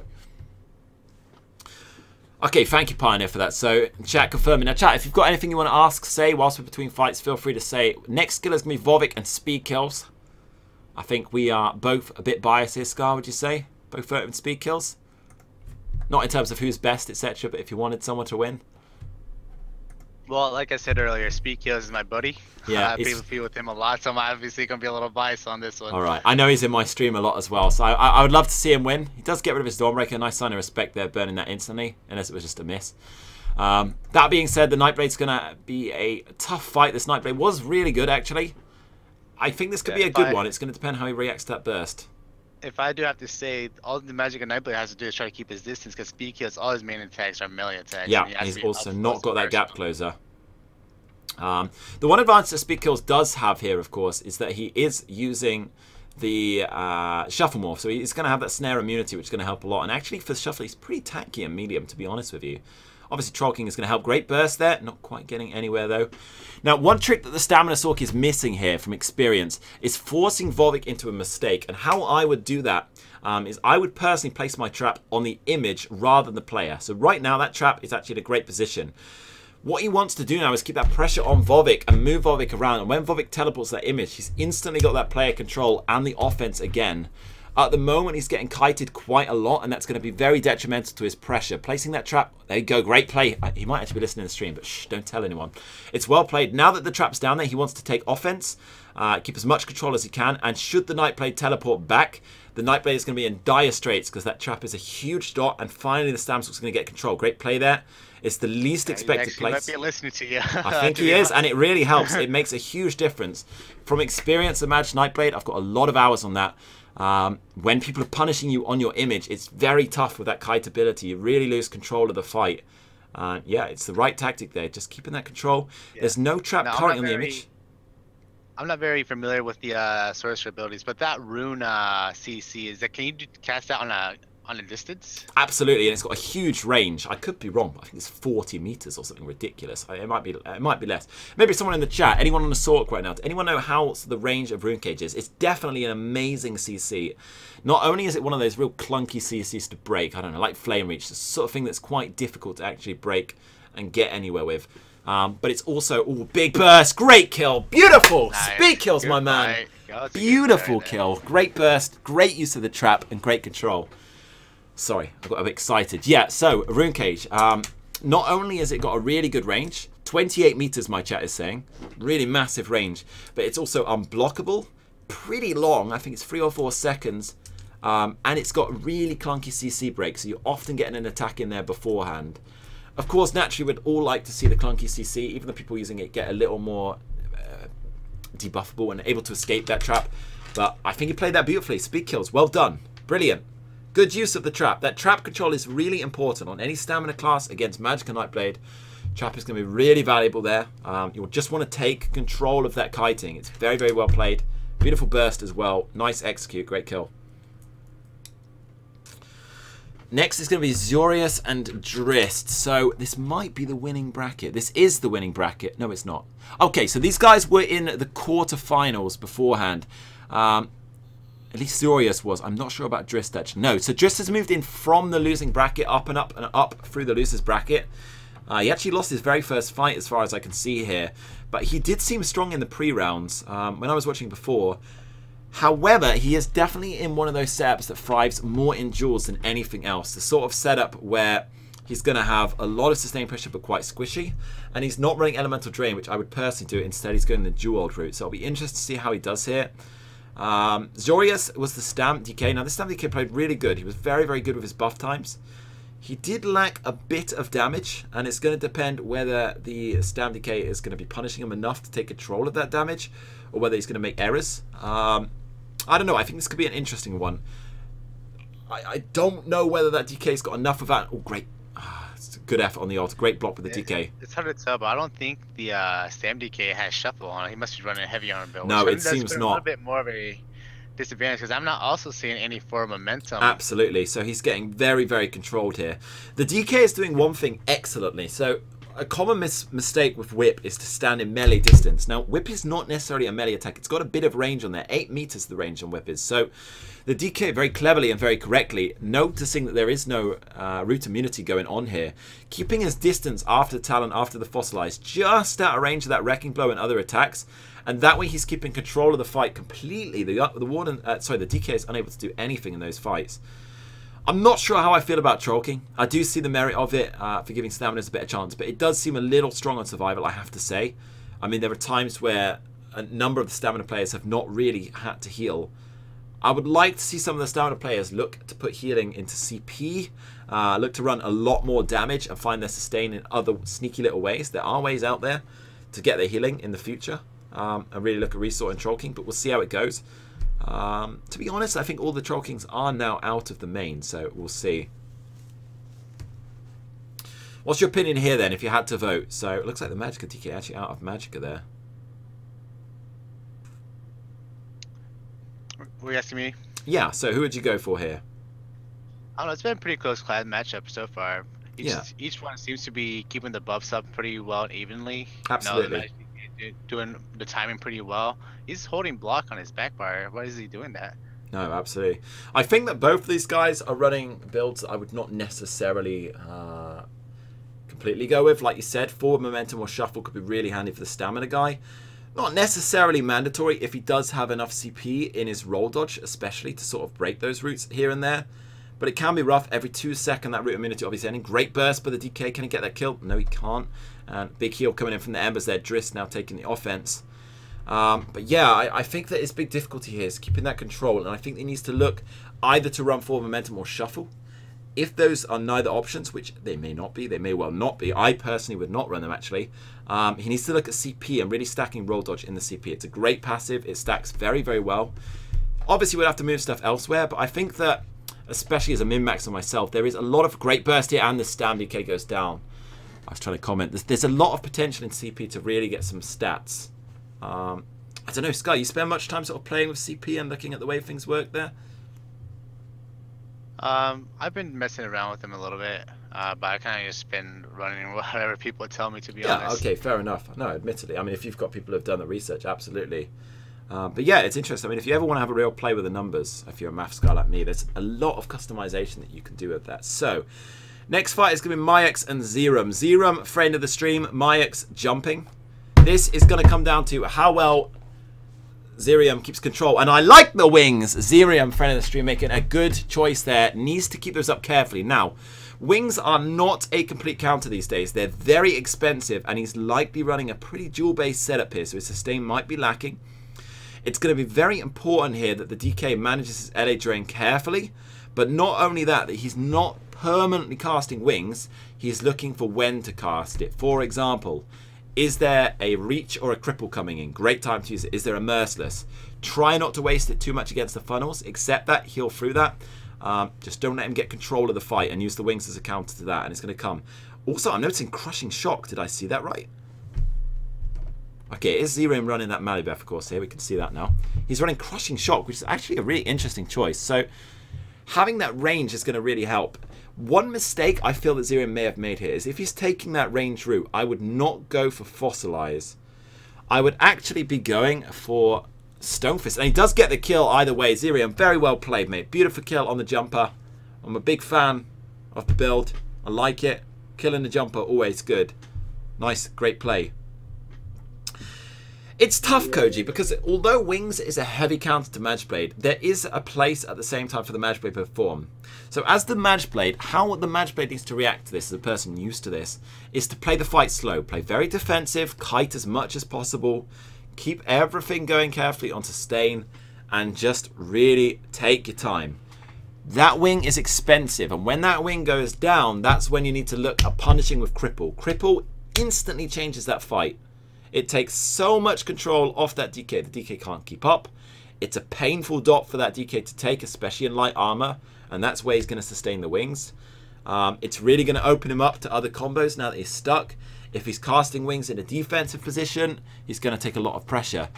It's important that the DKs learn to time the wings, and even in that situation, it's not necessarily perfect, especially in some of these dual customized setups. Sustain might be tight with the wings, but yeah, well played by Zero. Great kill. Did you see the next fight by chance? Oh, I see it. System of a Down and Kyrod. I believe this is a losing bracket. This is going to be a losing bracket. This is actually the last to determine the semi-finals for losing brackets. So, System of a Down and Zerod. Both of these final. System of a Down was Foe. He was playing on the Magic DK. I want him to lose because he was spamming the Elgas. Kyrod, obviously, that stamina warden that we do know is lacking some buff uptime, maybe lacking a bit of damage. That being said, he has won a fair few of his fights. He's taking control and he has a great burst potential on the class. So, yeah. Any predictions here, Scar? I'm not sure. I feel like the Magic DK has a little bit of an advantage over the Stamina Warden, but if Stamina Warden uses his forward momentum correctly, he may potentially have the sway of this fight. Absolutely. It's all going to come down, like we mentioned before, to that use of forward momentum. I couldn't agree more. If he can keep control of the roots, especially against some of these guys who seem to be lacking. I haven't seen any of the DKs with much healing sort of support. Even with the resto, none of them seem to have very much healing. I have to agree that I think the potential with forward momentum is there to really cut down the heals. He's going to let a free whip come off there. Not a great error. Is that an ice staff I'm seeing there? Might be. If it's an ice staff, I'm really interested because an ice staff is great. Yeah, so I can tell you what the DK is doing here. So in the Distro staff tree, if I quickly show the stream here while we're waiting, you have a great passive here to not place as a Magic DK. So while a Frost staff is equipped, blocking costs Magic instead of stamina. Scrap that, and you're blocking with only 6% less block cost than, sorry, 6% more block cost than with a one-hand shield, and about 5 to 10% more damage, but you open up the chance of running things like Ellie Drain in a dual environment, and I think that use of the Distro staff in a dual environment is a great way to get more damage, more sustain, etc. And that more sustain you can instantly trade off for even more damage. If you've got that Ellie Drain, that's 2 spell damage glyphs instantly that you can replace instead of recovery, reduced cost, etc. because of how much sustain and pressure that's going to give you. So I do like the use. I still think he's lacking damage here. I don't think he's getting that burning spell up very well, if he's even using it. I'm trying to tell. Can't quite work out what his back bar set is here, to be quite honest with you. It's definitely hard to tell from this distance if he's got... Yeah. Oh, actually, no, it does look like he might have a burning spell with Brock. I'm trying to see it on his hands. Like you said, the distance is a little difficult to tell. I'm not entirely sure about the Frost Staff heavy attack. I suppose he's using that for his magic. Yeah, so it is burning spell. I do see the proc in his hands there. So he's going to be in burning spell. I see a Master Ice Staff, I think. Trying to get another look at that Ice Staff when he swaps to it, but he seems to be very heavy on the one-hand shield right now. I'm not sure about that use of Deep Breath. An interesting choice of a skill for single, but hey, lo and behold. It's not a Master Ice Staff. In fact, I don't know what that Ice Staff is at all. It might be another set. It could be something sort of crafted set, maybe.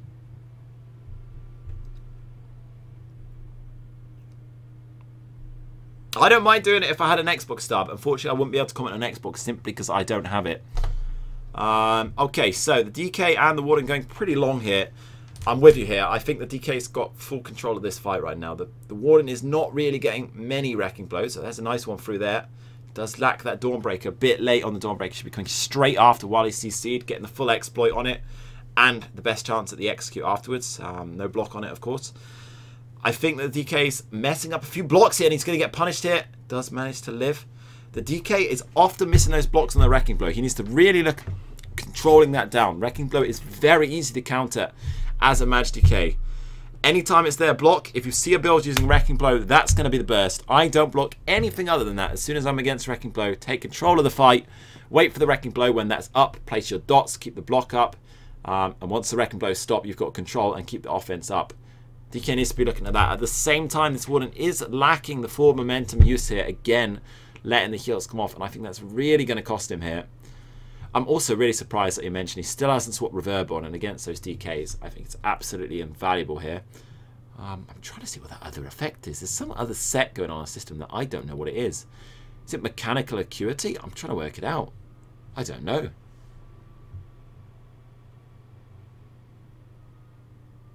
Did they stop? No, just a quick pause. Both of them going out for resources at the same time there. I think they're not happy. Another mistake that this DK's made here is he's given a lot of free heavy attacks to the Warden. So when that Warden is casting a clear heavy attack for resources, not the medium attacks, but a full heavy, that DK needs to get the block. You're going to cut a lot of sustain off the DK by taking that block pressure off. Again, that forward momentum dropping. DK a little low on resources. How would you play this, Ed Scar? So in this environment, you're the Warden. Anything you would change based on the way he's playing, apart from that forward momentum? I don't know. I think he's doing a pretty good job right now. He's definitely up in his pace on the Mad DK. The Mad DK kind of has to be careful with stamina. Absolutely. If he runs out of stamina, that stamina Warden is going to obviously take full advantage. Yeah, absolutely. Of that. I agree. I think he's sort of improved as the fight's gone on here. He's really looked at keeping things up. A big mistake there. I think he's quite low on stamina. And also the Magic DK is a little low on Magicka. Now, I think one thing I would like to see the Warden do here is when that DK is going for the heavy attack, again, same as the DK to the Warden, he's not looking to block that heavy attack. If he blocks that, the Magic DK is going to get no resource return, and he's really going to make it difficult for that Magic DK, who seems to need that heavy attack to sustain, to get anything back. This time he actually does miss the heavy attack, fires it into the floor. Big burst, much better Dawnbreaker, but does get the heal up there. It's going to be a pretty close fight. I don't know if this will go to a tie, whether this will be finishing. We do have a raid coming in. Jules, a pleasure to see you. Welcome everyone from Jules' stream to the tournament. So we are approaching the final rounds here, so you're actually right in time. This, I believe, is the last of the quarterfinals. We're going to have the losing bracket, in which case we're going to have Speed Kills versus the winner of this fight, and Zerium against Drista Erden. Any of you PCNA players, you're going to know them better than I do. Then in the winning bracket, we have Josh, who's actually playing Stamina Nightblade with Truth, Master's Bow, and Maelstrom Sword. And then probably Agility and a Monster set. We're not quite certain there. Against Marcel on the Magic Nightblade. And Jake, I believe, was also a Stamina Nightblade, if I'm right. Against Pacifist, again, the Magic DK. So interesting to see how things go there. But this fight is going to be closing pretty soon. Chat. Hey, Blob, just I got booted from the server, so it might be a minute for me to get back on. No problem, no problem. So, chat, those of you who have been here for the duration of this fight, based on how the fight's going, I don't think either of them are going to get a kill. Who would you give the vote to here, Warden or Magicka DK? It's been really close either way. I'm not going to comment first because I don't want to bias here, but who would you give the vote to based on how the gameplay's gone? Absolutely, Pioneer. If you ever want to ask me about a build, mate, go for it. Quite a mixture here. 3 for the Magicka DK, some for the Wardens. It's very, very close for the vote. I'll tell you what, I'll make it easier for you guys. Let me open a straw poll here because it's very, very, very close on the votes.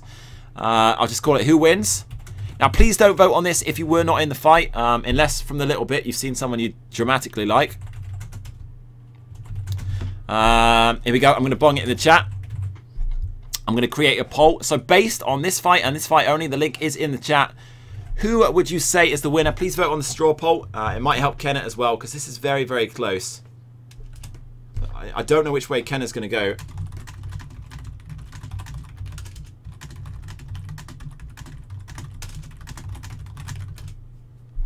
Let me ask Kenneth here if he'd like the stream to vote as well. I mean, that's so exceptionally close. He might have a preference here.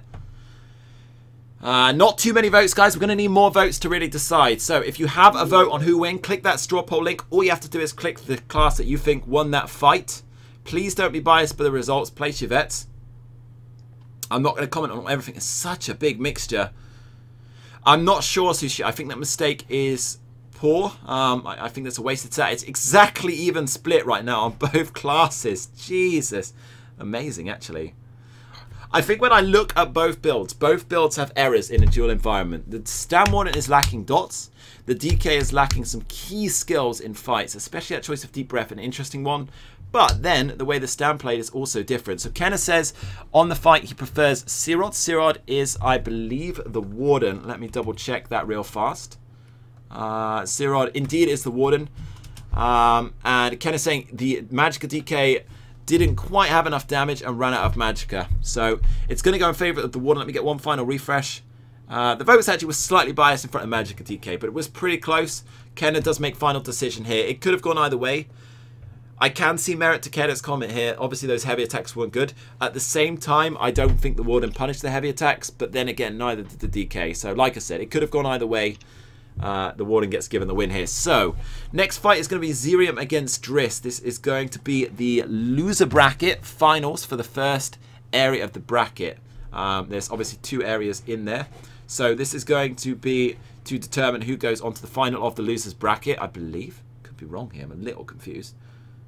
Quite unsure how this is going actually, but either way it's going to be Drist, who is playing the high damage Duel and Resto against our stream favorite here, Zerium. He is in the stream, so give him your love, guys. Send him some pog jams, whatever sort of love you have spare. He's going to be playing the Distro and Resto, which would be my preferred playstyle of the 2. In terms of monster set, Zerium is running the Malibeth. I believe Drist was running Scoria, but I haven't yet seen it proc. I haven't been paying much attention, admittedly. I think the Malibeth is a great choice. It is very, very good in some environments here, especially with so many heal debuffs often present in the duels. Haven't seen those, obviously, because the sets are disqualified, so it's going to be a little less valuable here than it would be with sets like Drop Present. If he gets that CC, it's going to be a great opportunity to burst. Well survived by Drist there. Does keep his shields up. Great block on the Meteor after the CC break, saving him a lot of damage. Now, one thing that Zerion is making an error here, and it might be related to his max stamina, is he's not keeping much control on Driss. So I know he's in the stream. I don't know whether I meant to give advice, but I'm going to give it anyway. People say that Driss is in Bloodspawn. Okay, there you go. I'll try to keep an eye if anyone does see it proc. One thing that Zerion really needs to do here, because he's obviously seems to be running fairly low stamina, maybe low stamina recovery, definitely not blocking at all, he's obviously not able to roll dodge those roots. That's not necessarily a problem, but he needs to make sure that he's keeping the same control over his opponent here. He needs to make sure that the big counter to him, which is those roots, is recounter. Great block on the ultimate there. He needs to keep the roots up, take as much control off his opponent as possible, keep cycling those talons, keep that count in his head. 1, 2, cooldown is gone, replace the root and get control of that fight again. Because if he does keep that, he's going to pressure the stamina of the class. It does seem to be occasionally blocking, even though it's with dual wield, and help to take that pressure off the fight. At the moment, it's pretty close. I think that Drist is doing better with that CC control. So right now, again, Zerion an opportunity to fossilize, does get it up. Ellie Drain has gone down for a little bit. It's now back up once again. Volatile, great buffing. Full buffs coming in. Drist now back into a strong position, though he is fossilized. Talon's going down. Drist taking the offense on the fight. I don't know. I'm pretty sure that Drist is close to an ultimate right now. Now, the one thing I would say is, oh, it's so close. A massive attempt great attempt by Zerion, just lacking the ultimate. Now, I was about to mention, as it happened, as the case is, I believe that the overall burst potential of Zerium's build here feels higher. Drist is not really hitting quite as hard with those proc whips, and that's probably down to the choice of Bloodspawn as his set. If you ran something like Scoria, it would add to that burst potential. I'm not sure. Are both players running Flames of Oblivion or only Zerium here? I'm not sure. Hey, Blob, just you know, I am back. Okay, welcome back. Nice to see you, mate. I'm trying to see. I know Zerium is running Flames of Oblivion. Definitely seeing it on him. If you're back, any chance you can see if Drist is running Flames of Oblivion? I haven't seen it. Okay, he is. I just see it cast there. What's the choice of Mistform? I'm not necessarily going to comment on that. Drist, great CC by Zerium there, taking offense and running Drist out of stamina. So, Drist now ultimating defensively for the stamina. Best thing Zerium can do here, take full control of the fight as soon as possible. If he can pressure that stamina, he's going to have great burst potential. Big, big damage coming in. A Talon needs to come in. He's going to have full offense here. Don't let that offense down now. He's got him low on stamina. Drist is a long way off ultimate. The healing between these guys is incredible. Yeah, brilliant, really. The way they're playing their shielding, etc. is really nice. Very different playstyle. Obviously, at Resto, pretty customized to the dual environment. But it is doing both of them good, actually. Another nice burst. Great defensive ultimate there. But again, that means that Zerium has the upper hand. Though he is quite low health right now. He's going to have to get back up there. The ultimate coming in. Oh, massive, massive burst. Roll dodge, not a great choice, but he does get away with it. Roll dodging there on that proc whip, very, very risky. Very top tip for anyone. Oh, he does have huge potential. Great kill by Zerium, taking the CC. Very well played. Brilliant. Brilliant, brilliant play. Very nice. Find a way to heal himself before going off to the offensive. Absolutely, yeah. And I think that's something that Zerium was just doing better. He was sort of transitioning between defense and offense. Another big waste there, in my opinion, was roll dodging the proc whip. Now, when you know that proc whip's coming, it's more important that you place a heal ward up or a harness up or some sort of defensive, at least, ability up just in time. And then move in with the roll dodge after that for the root. If you roll dodge too early, you're going to get caught on a full defense. You're going to take all of that damage unnecessarily. And I think that's one thing he got punished on. Apparently, just runs that build open world to a great success. Fair enough. I mean, there are builds out there. I still think using Distro and Resto or Duel and Resto does waste some passives. But yeah, I agree, chat. I think that was one of the best fights so far at the tournament. So this is going to be Sirod and Speed Kills. This is the other fight in the losing bracket. The finals here is Sirod was the Stamina Warden. I think the Sork is going to struggle to get the kill here. I think it's going to be very hard. The Sork is playing very well. He is friend of the stream here, of course. But Sirod is very tanky. It's all going to come down to how well the Sork is going to take control with that trap. Now, he's not going to get the root, but he is still going to get that dot up against full momentum. So it's still important to use. The way he cancels that in close combat is going to matter. Anything you would do here particularly, Sky, if you were playing in either of these players' position? It's really hard to say. I know, just like I said earlier, Speed Kills is my homeboy. He is running an open world setup, and from what I've seen so far with him in open world, he's able to heal like no problem. Oh, absolutely. So he's been doing great. He's got no problem with heals. As for Tannis, or the Stamina Worm, sorry.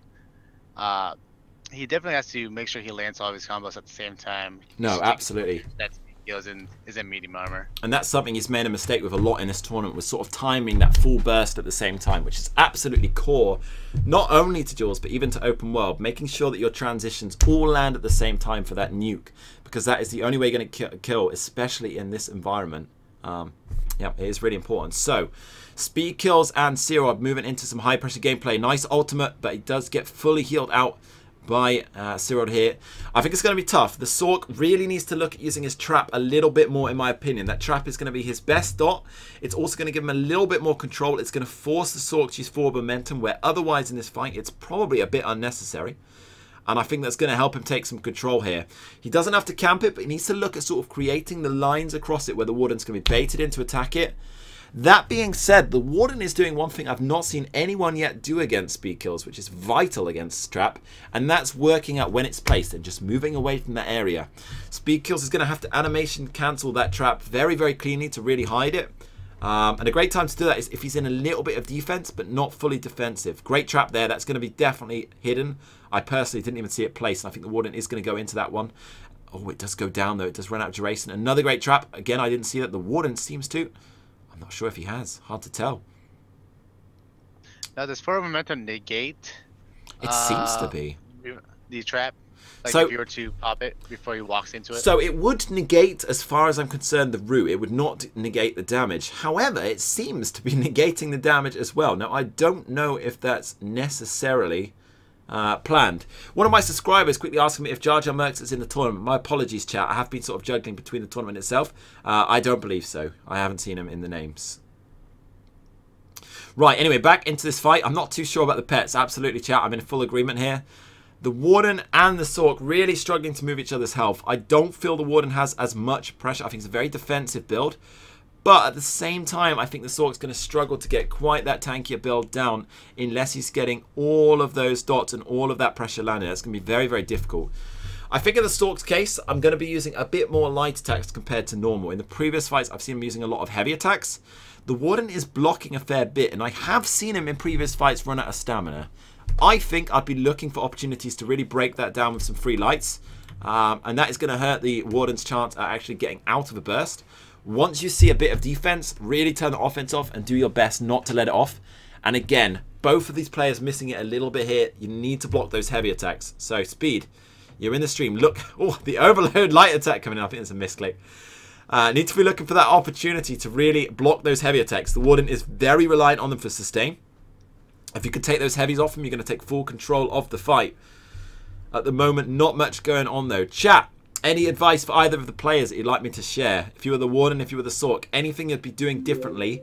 And that's not change the sets, not change that, but how they're playing right now with what they've got on. Which obviously I personally don't know. The Warden seems to be playing a pretty tanky setup. I'm assuming 1 damage set, Bloodspawn, and a tank set.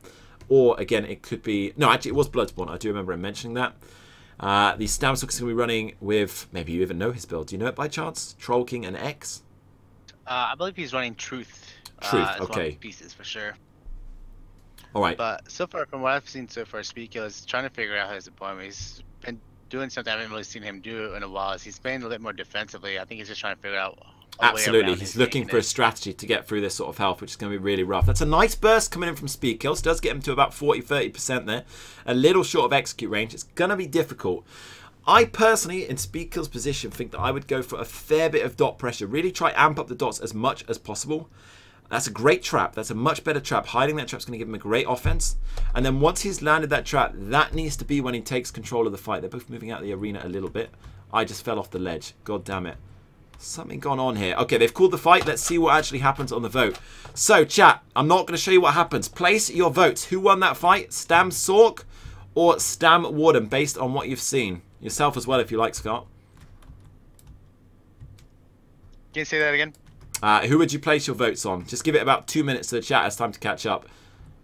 Speedkills. Oh, it was a very close. It was a very close matchup, definitely for sure. But I think the Stamina Warden was doing something right because he did have Speedkills on defensive, which I haven't really seen.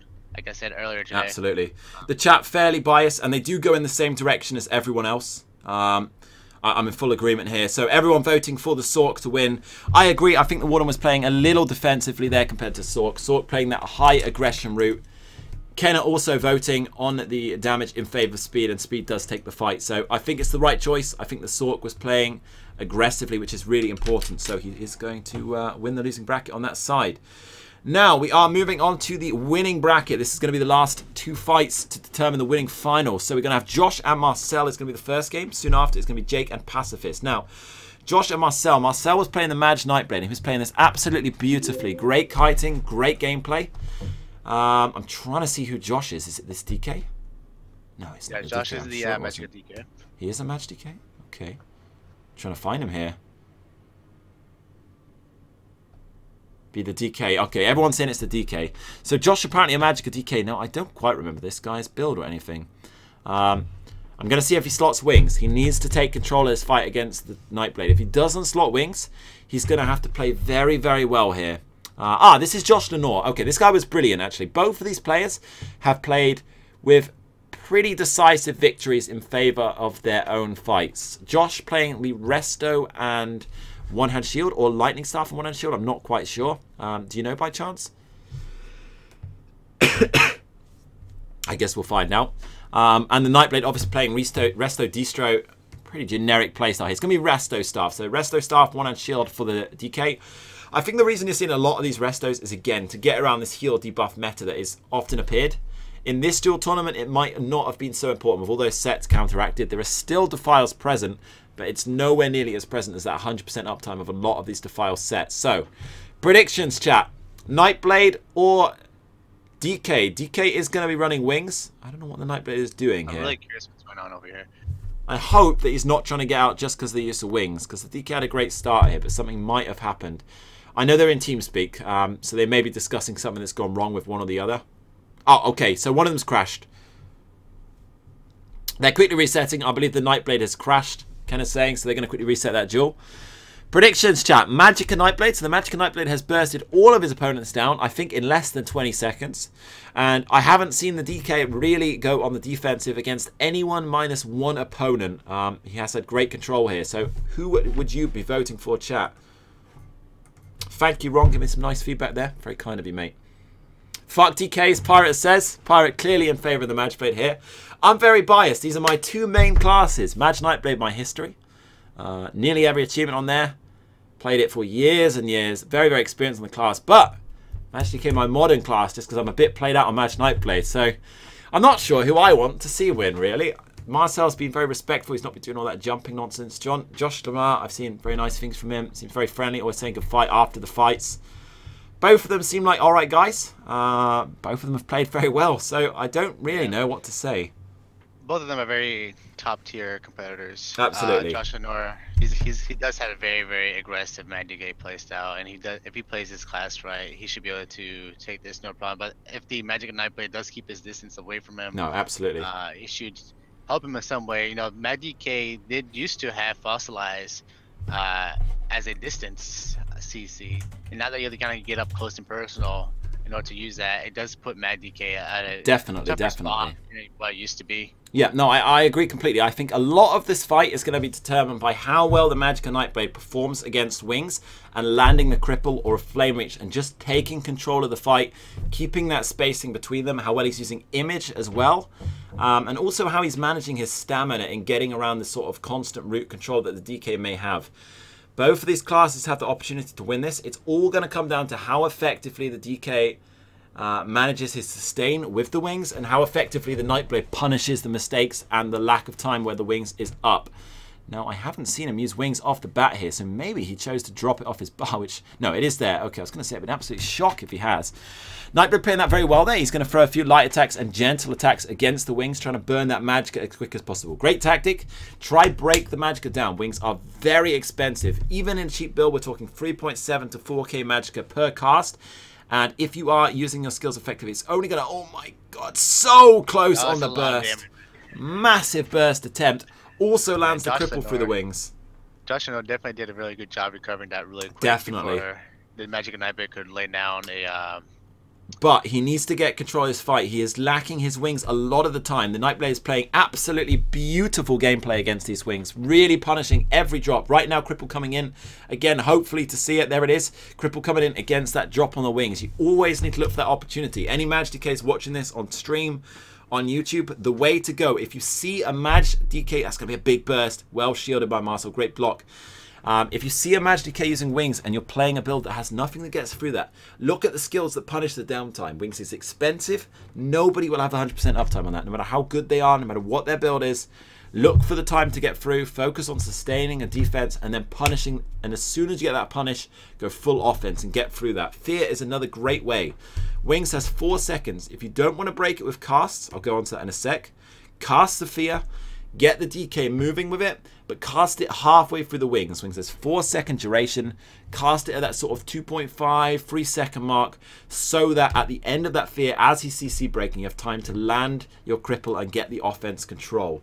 The other way to go about it, which is the way that Marcel seems to primarily go, is use that funnel weave and sort of sacrifice some of his own health, casting those light attacks and funnels, but very quickly break down the Wings. Another great punish there with the cripple, of course.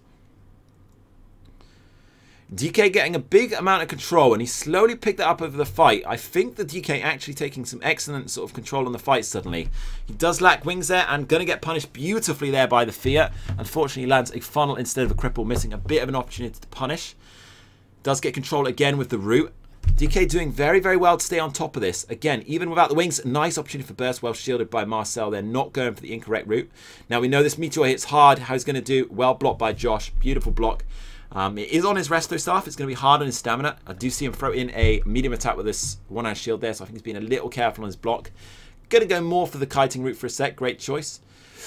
Good time on the Wings for Josh. A bit of a waste of magic there by Marcel. Awkward time to CC because he's not actually going to be able to punish there at all, to be quite honest with you. So, great punish there. Again, the Nightblade getting a good Fear. Much better there on the 3 second mark. Again, looking for a route right now would be great. The Wings are down. Place the Wings. Not really happening so far. Good Fear there, and a nice punish with the ulti as well. It's a shame he didn't get one more dot up there because there would have been a great potential to get to that execute range. I believe I saw Marcel running Impale as well. I could be slightly wrong. This match is doing very, very well, and both of these players are performing at a real good level. Now, Josh, clearly a bit low on magic there, throwing out a heavy attack, but he has played offensively. I don't think so much of that is to do with his wing use. It could be. But generally, he's been playing a really aggressive playstyle, which has got him punished a few times.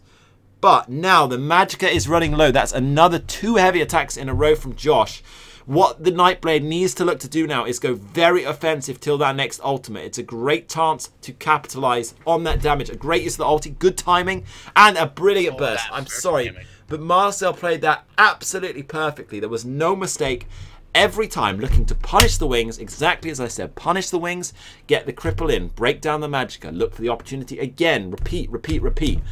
When he goes on that heavy attack, when you see the DK lacking sustain, hit the punish button, full aggression, beautiful ultimate combo, and a great kill. Didn't go as we expected. The Magic Nightblade did a very good job here. Taking that pressure very well, staying calm, finding a good way to work away around his opponent. I think he did a very good job on that. No, absolutely. It was beautiful gameplay. Learning very carefully. It was a really good fight there as well. I think that's maybe the first or second best fight, maybe with the previous DK versus DK that we had with Zerium. That was also a great fight with the two DKs playing against each other in the light armor. Very aggressive resto build. So this is going to be the other winning bracket fight. I think I could be wrong actually. No, this is not. Sorry, this is the losing bracket. So this is going to be Josh moving in from the winning finals against Zerium, who did lose his first game in the losing bracket. Zerium, friend of the stream. But Josh, we've already seen performing at a very good level. So both of this should be a really, really good fight once again. Zerium's been doing very good, honestly. I've been impressed by his performance. Great route there. Really excellent timing on the talents. He needs to be careful to get that CC break and the block. Does miss the block, but luckily doesn't take the crit and does get the shield up now. So Zerium again taking offense. Great fossilize again. He's looking absolutely brilliant on the time of these fossilize. Waiting for the shield to break. Punishing just as the dot is ticking so that he's hitting impacts at the same time. It's all about burst on the DK. Despite using dots, if you can get those dots synced up into one individual hit, you get a great burst. Zerium is mastering that beautifully. Now, Josh again on a big defense after getting such good control. He does have the Shadow Rend up. This would be the time for him to capitalize. He does get the root up again. Shadow Rend taking control, and now Josh with a great burst, but the rest ult coming up. I don't know whether the rest ult is allowed. I could be wrong. I think they may have allowed it. If someone wants to check the rules real fast, I think it's all right. Yeah, the rest ult is allowed in this tournament. Okay, all good then. So, it's all good. It's a good choice ulti in that case. If it is allowed, it was probably the correct choice based on situation. He needs to block that heavy attack. When you see that resto attack, block the last tick. No point wasting stamina. Only the last tick. It's only going to cost you about 800 1k stamina. It's going to burn a lot of resources and time for that DK. All of those dots are going to be ticking on him. He's going to get nothing back. But of course, if that stamina is a bit tight for Zerium, he does need to be careful. Now, I'm quite confident based on the way Zerium's played all of these fights, he's running maybe Clockwork Food, Witch Mother perhaps. So the way he's going to be playing is going to be slightly different. Big burst here. Prediction, Scar, it's been a good fight. Anything to say? I don't know, it's been a very, very close matchup right now. Definitely, I feel like the game may go towards Josh North's end, but again, like I said, it's a very close matchup, especially with Magic. It's all about timing. If you time everything correctly. Absolutely. I think that personally, I like Josh's build more. I love the use of Mutagen on the Maelstrom Resto, I believe that is backed by, which I finally saw. That's a great source of sustain. Really, really strong these days with some recent buffs. I also like his root control more, but I think that Zerium, on the other hand, has got greater burst control, taken far more of his offensive opportunities. So, like you said, I think it's going either way here. Zerium is being very, very good with his burst timing. Especially if he lands a fossilized right now, but he does get a good burst from Josh. Well counted. That was a defensive ulti / offensive. It was the time to use it. Definitely a good choice on the ulti. He was in every situation to use it. He needed to ult clearly on the pressure that was about to come. He had a chance to get a kill. Perfect time. Kenna will not be playing in this tournament, so Kenna is just running things. He ran the first two of his Jorks build. I would like to see Kenna recompete without the Jorks. I think it makes it a far more interesting fight not having that in. I think it's an interesting game style, but we'll see if it happens. In the end, I think it's everyone's choice. There's clearly some people who are sort of aspiring duelists, people trying to learn the game a little bit. There were some low CP guys. At the same time, you've also got some very strong players in the tournament. Marcel played the Magic Nightblade beautifully in that dueling environment. Both of these DKs have played very, very nicely. One mistake I have noticed on Zerium now a bit more is that Flames of Oblivion uptime is a little low. He really needs to look at getting that up as his secondary dot. Embers first, that's going to be important for his healing. But very soon after that, that Flames of Oblivion needs to come up. It's going to be his most powerful damaging ability. It's also going to be his opportunity to turn defense into offense, which is why I personally value the skill so, so much. Now, we know Zerium has the burst, does miss the fossilized there, but getting absolutely taking that whip to the face, but he does get away with it. I see him getting a bit of control on himself now. I don't know what to say here. I think that this is exceptionally close. I really like the choice of Shadow End here from Josh, and I think that monster set is going to weigh heavily in the final results. Now, had Jorux and all of these heal debuff nonsense metas been present, I would very much like the choice of Malibeth. But without that, I think that Shadow End is a good choice here, and he does get the kill. Josh getting the kill. Well played, Josh. Hard luck to Zerium. It was a good performance. I think that in this case, the stronger build won. But I think that's the nature of risking it with the Destro Resto. It's a very cool playstyle. I think he played it beautifully, and it was a bit unfortunate there that he didn't quite capitalize on all of the opportunities. A really good fight. Flames of Oblivion. So people are asking about that ability. So Flames of Oblivion is going to put a burst dot. In my opinion, it is my favorite skill ever on a Maj DK. So it's going to give you crit on your front bar instantly, wherever you put that. It's also going to do a 6k dot 4 times. 3 times after cast, 1 on initial cast. By being that bursty dot, it gives you a great opportunity to time an ultimate with it, time a procced whip with it, and it gives so much burst potential on a class that otherwise has great sustained pressure, but lacks that kill potential. So, next fight is going to be Zed, that's going to be Jake, against Pacifist. Now, Zed is playing the Stamina Nightblade, but he's been playing this beautifully. He is running Troll King. I'm not sure how I agree with this, but the way he is playing this with the bow, etc., is an interesting playstyle on the DK. He's been doing very well with it. We believe his build is Truth, Maelstrom on the two-hander, Master, Bow, maybe Agility, and 2-piece Troll King so far, but who knows? The way he's played it feels like that, but he's out of stamina here, and that is going to hurt. The DK going to take a lot of control here. Needs to get the root off again. Does miss an opportunity to keep full control. And again, misses the block on the heavy attack. So Nightblade is going to be back in this a little bit, but again, it's going to be rough here. The DK is going to keep a lot of pressure. Beautiful movement by the Nightblade now. Moving out of the AoE. Good fear there. And the dot coming in from the DK. Keeping that embers up very, very nicely here. That overwhelming is going to be extremely difficult for the Nightblade to heal through. He's doing a beautiful job trying to keep his buffs up. Trying to keep his heals up. It's going to be very, very rough here. That ultimate could be it. It is it. It's a good kill. I think that's going to be a real build versus build kill here. I think Jake definitely had a disadvantage on that. Not absolutely. running shuffle, not no, having absolutely. any immunity or snare immunity really hurt him. Definitely, and I really feel that as a Nightblade, you need to look at stacking a build with a lot of weapon damage, big boy weapon damage, big boy health, to perform at that high level in duels, because when you get against those builds with a lot of high dot pressure, very difficult to heal through, and that's a nice way to get around it. So Jake is going to be moving instantly against our stream favorite Speed Kills with the Stam Sorcerer. Jake, obviously the Stam Nightblade you just saw. This is going to be the winners of the loser bracket, the second tier of the loser bracket finals. Now Speed Kills is playing with the trap setup. That's going to be really strong against this Nightblade, who is not running any snare and root immunity, but the Nightblade playing this very nicely, not walking into that trap. Then again, he seems to be going that way. The Sork needs to look at really cancelling that trap at the right time. A great time to use that would be in combination with a Reimprison. Getting that CC and then instantly the root. Punish with the CC and force him to roll dodge afterwards. That being said, the DK of course wants, sorry, the Nightblade of course wants to roll dodge. He is running the Truth. It is his bite, get out of jail free card here. Both players playing a little defensively here. The Nightblade seems a little wary of this dot pressure. Quite understandably, it's pretty difficult to do this. I like the way both players are playing. Great interrupt. That's the first interrupt I've seen. I'm sorry, Speed. I'm in favour of Zed right now. I love it. First person to look for that opportunity to get the interrupt. A great punish. Costs them stamina and costing them the cast time. A great way to take offense. So he does miss 2 there, which is going to be extremely punishing. A lot of heavy attacks coming from Zed, so I think he's running fairly low sustain here, and that is going to be difficult, especially about sort of one-hand shield to get those bashes in. But that burst, great dodge there by Scar. Sorry, not Scar. Scar, great dodge, mate. Great dodge by Speed Kills there, avoiding the in-cap, of course. Now, I feel the burst coming in from Zed here. He does pressurize. The trap is well placed. Sork doing beautifully to move him into the trap and take control of the fight. Absolutely. So in the previous fight, you noticed overwhelming, and that's a very difficult fight for the Nightblade to fight. It's a lot of dot pressure.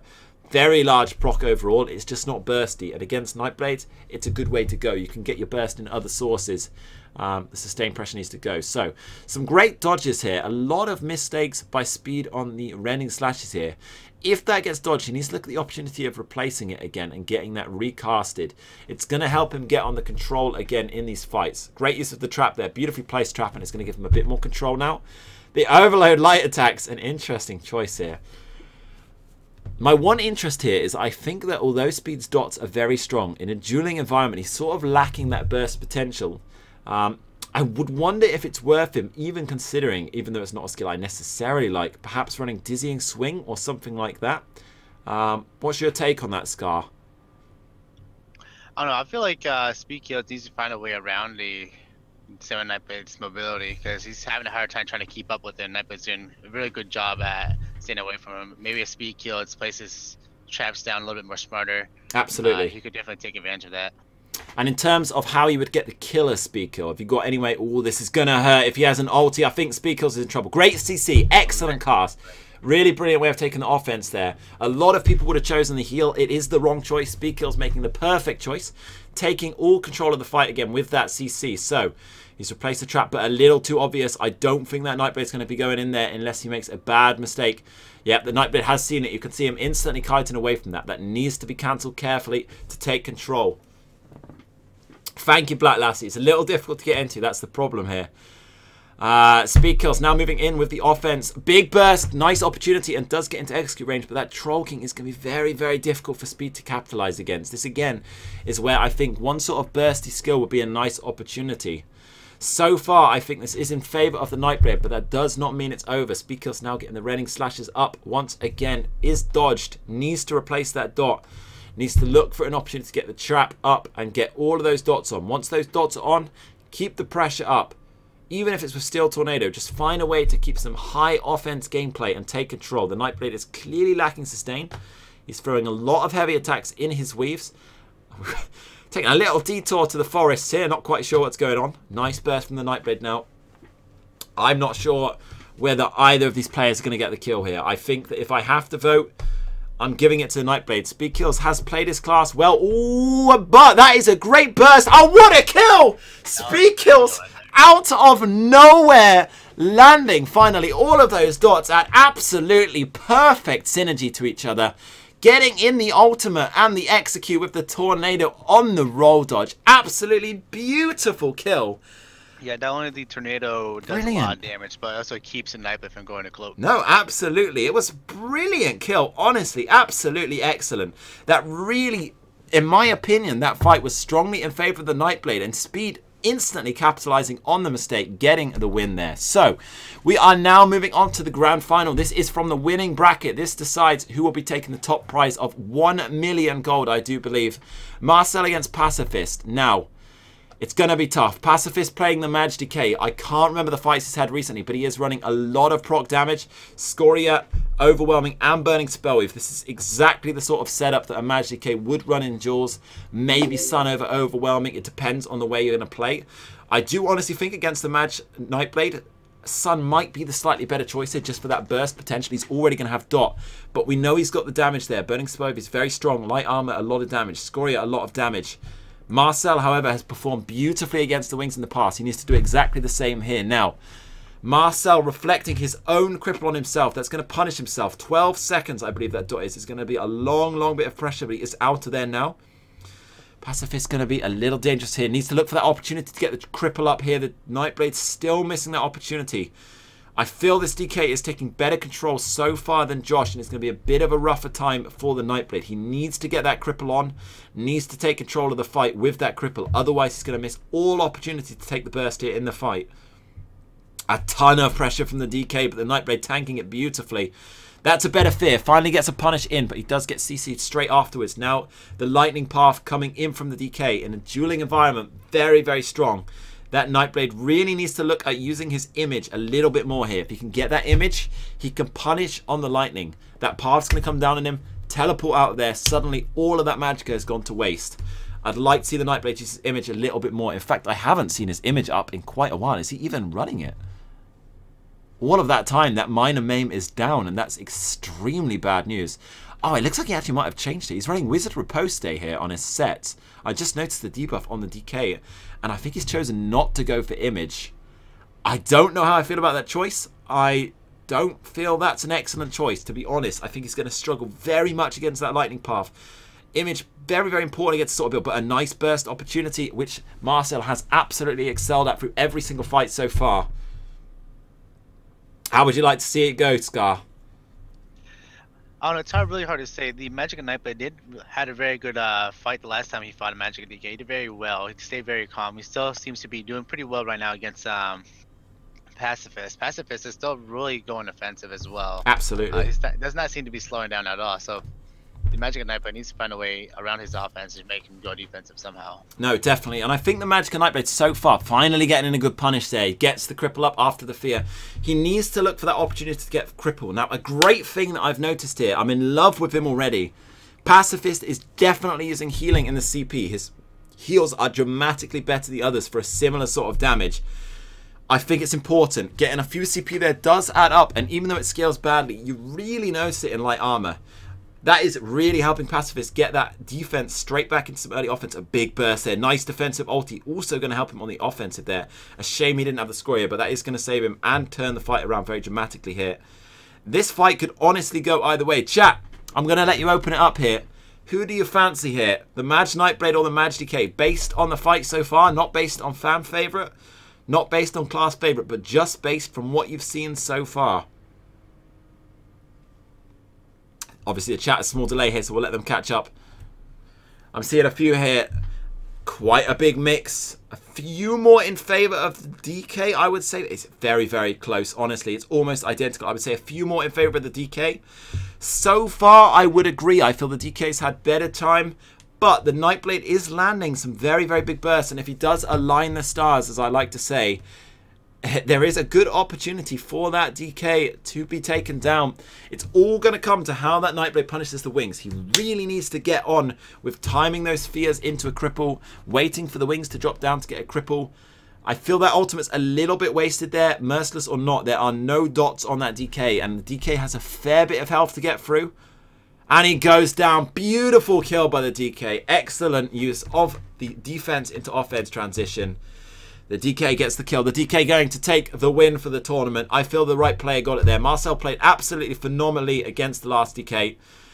Does miss. Actually, boss, I think we still have a couple more matches. That's still a couple more. Winner of the winners bracket. Oh, even better. Good news, guys. We're not out yet. There are still more fights to come. I'm just an idiot, basically. The DK missed a couple of opportunities. Sorry, the Nightblade missed a couple of opportunities there to punish. Against his previous fight, he played absolutely phenomenally and always was landing his burst, getting that chance to time the cripple, then take the offense. This time, a little too over-aggressive with the nuke and a little too under-aggressive with that sustained pressure. And I feel that nuke is just coming a little too early in this fight. Either way, he played brilliantly. It looks like there are going to be more fights from the losers bracket here. So, Speed Kills is going to be fighting Josh Lenore. Josh Lenore obviously going out in the semi-finals of the winning bracket and beating Zerium. So we're going to have Speed Kills against Josh Lenore now. Now, predictions, guys. It's going to be very tough for both opponents here. Both of them pretty hard counters to each other, to be quite honest. The Sork is going to be all down to how well he manages that trap control. If he times it well and hides it well, he's going to have a big, big advantage, especially with all of that axe bleed damage. The DK, however, needs to look at getting control of the fight. Talons, whenever Shuffle drops, fossilize any opportunity on cooldown. The more he gets that up, the harder life is going to be for Speed here. He is also very, very defensive right now because of that trap. It is a bit campy. I would like to see him sort of moving a little bit for the attack from both sides, to be honest. Finally getting that Embers up now. The best opportunity I believe Speed has here is to get that room prison down, place the trap within the room prison, and that's a nice way. Marcel, is Moontan... Are you Marcel? I didn't know that. If you're Marcel, mate, you played beautifully there. So... Stamsork, again, missing that trap. It's going to be rough going. That Sork DK is definitely going to know where it is. Again, great time to do that straight after the CC. I've seen excellent DKs do it. Taking that control. Oh, Moontan is Marcel. It explains. Clearly a brilliant player. Excellent knowledge of the Templar. Moving on to Nightblade. Very well played, Moontan. Like I said, a couple more wing punishes. I think you could have had it there. I know the class well myself. I know both those classes well myself. The best way to get that DK is to sort of keep that cripple up, and he did it perfectly in the fight before.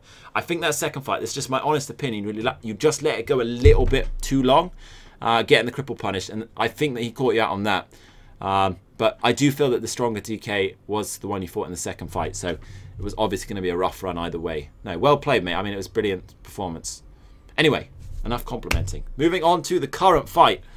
Everyone wants to be Marcel now. So, current fight, finally getting a trap off. Now, this is Speed's time to attack. Ooh, but a big, big burst coming in. Great defense. Great block twice there from the Sorg. Wonderful. He would have gone down there minus those blocks. And he's going to use that trap very, very well there defensively to try and take that offense off. It's a great play by himself. Using Dark Deal now to get back up in health and moving on to the offense. He did land some big bleed damage there. And the trap coming in. I think he really needs to try get a bit more burst potential after these bleeds. Get the trap up, get the Renning Slashes up, luck the RNG on the Axe Bleed, and then full nuke. If he can get that combo with the ulti, that is his chance to get it down. Yeah, Josh is doing a pretty good job here avoiding those traps. That's going to really hurt. Really hurt. He needs to place a Fossilize. He's got the chance. Not the leap. It's blockable. There's the Fossilize, but a bit too late, I fear. Is he going to get the kill? If the DK had Fossilized one step earlier there, he would have had the kill. Yeah, definitely if Josh and Noah would have fossilized him and then leaped him, absolutely. It was the perfect time because speed kills would never have been able to CC break and block. That would have been the perfect time, but he did go a little early on the leap, I fear. He was CCable. It would have been the perfect time. Again, he's got offense here. All the dots up. Whip, whip here. Could be the end of speed kills. It's going to be a rough journey after that. And he does go down. An excellent interrupt by Josh to finish. Well played by both party. Hard luck to Speed. I feel, again, it was a rough time for that build. Difficult to get the burst, but Speed played wonderfully throughout the tournament. Again, the complete shock against that Stam Nightblade where he was struggling to get the burst and then just landed an absolutely phenomenal burst. Well done, guys. Brilliant play from everyone involved. Now, I don't know if there are any more games. Do you have any idea? This is going to be the final of the losers bracket. And then the winner of this will be facing the winners of the winners bracket. Okay. Right, so we're going to be moving on to the finals of the loser bracket first, as far as Sky's informed. Now, I don't know who is going here. I guess we're going to find out. It should be Marcel and Josh. Marcel and Josh, absolutely, you are right. So, Marcel, again, playing that Magicka Nightblade. I would like to see him... Actually, these guys fought before, didn't they? This was the fight that was so good before. Can Josh capitalize a bit more carefully on those wings and use it a bit more carefully? That was a great wing there. He baited the cripple, gets the wings up for the reflect. This is exactly the fight we had previously. Can it go the other way? There is always the chance. So Marcel, Moontan, fellow streamer on the PCNA. Excellent Templar, phenomenal all-round player. He's going to be playing some offense against Josh and Noor now. It's going to come down to those punishes again. If Josh does not get punished on those wings mistakes, then Marcel is going to struggle to run him out of Magicka. If he does get punished, Marcel is going to very rapidly drain Josh's Magicka. Hey, Blob, just so you know, I think you got a little trolled here. Marcel is not Moontan. Oh. Fuck. Well, he's Moontan now. He's been volunteered to be renamed. Congratulations, Marcel. You've been promoted to streamer. Anyway, it's not Moontan. Who cares? Either way, Marcel and the DK will pretend I never got trolled here. Back in business. No one mention it in the YouTube comments. Shush, shush, chat. Screw you all. So, Marcel and the DK. Nice punish there from Marcel. Landing in the cripple and taking control of the fight. I like to see that performance. Every time he gets that cripple in, it's going to be so difficult for the DK to get back in that fight. He's going to be rooted. It's going to punish his stamina. His health is going to be struggling. And he's going to then have to re-wing at a negative time for himself because he's going to have to defend against a burst. At the moment, every opportunity he gives that up, the DK keeps full control. Now, the wings are down. This would be a good time to get cripple. He goes for funnel instead. Not necessarily the right choice. Wings back up. Great timing there. But the wings coming up beautifully by Josh straight after the CC. It was the perfect CC. Get that CC and cripple straight after. Now, Moontan, opportunity here to cripple. Again, goes for the funnel. Not necessarily the correct choice here, but he's going to go for the burst without the dot. Big damage. Jesus Christ. Wow, that was the same combo he used exactly. To Josh Noor earlier. And you'll notice the big difference there. You see, he didn't have cripple up. If cripple was up there, the dot would probably have been enough to get that kill. It's just so important. Keep the cripple dot up. It's a massive dot, massive control. This time he's got it up. Now, this is the time for Marcel to turn the offense off. Josh Lenore, meanwhile, getting some big damage during those wing downtimes because of the burst. But without that dot pressure, he's going to get control. Great cripple there. That's more like it. So Marcel again in control of the fight for a little bit here.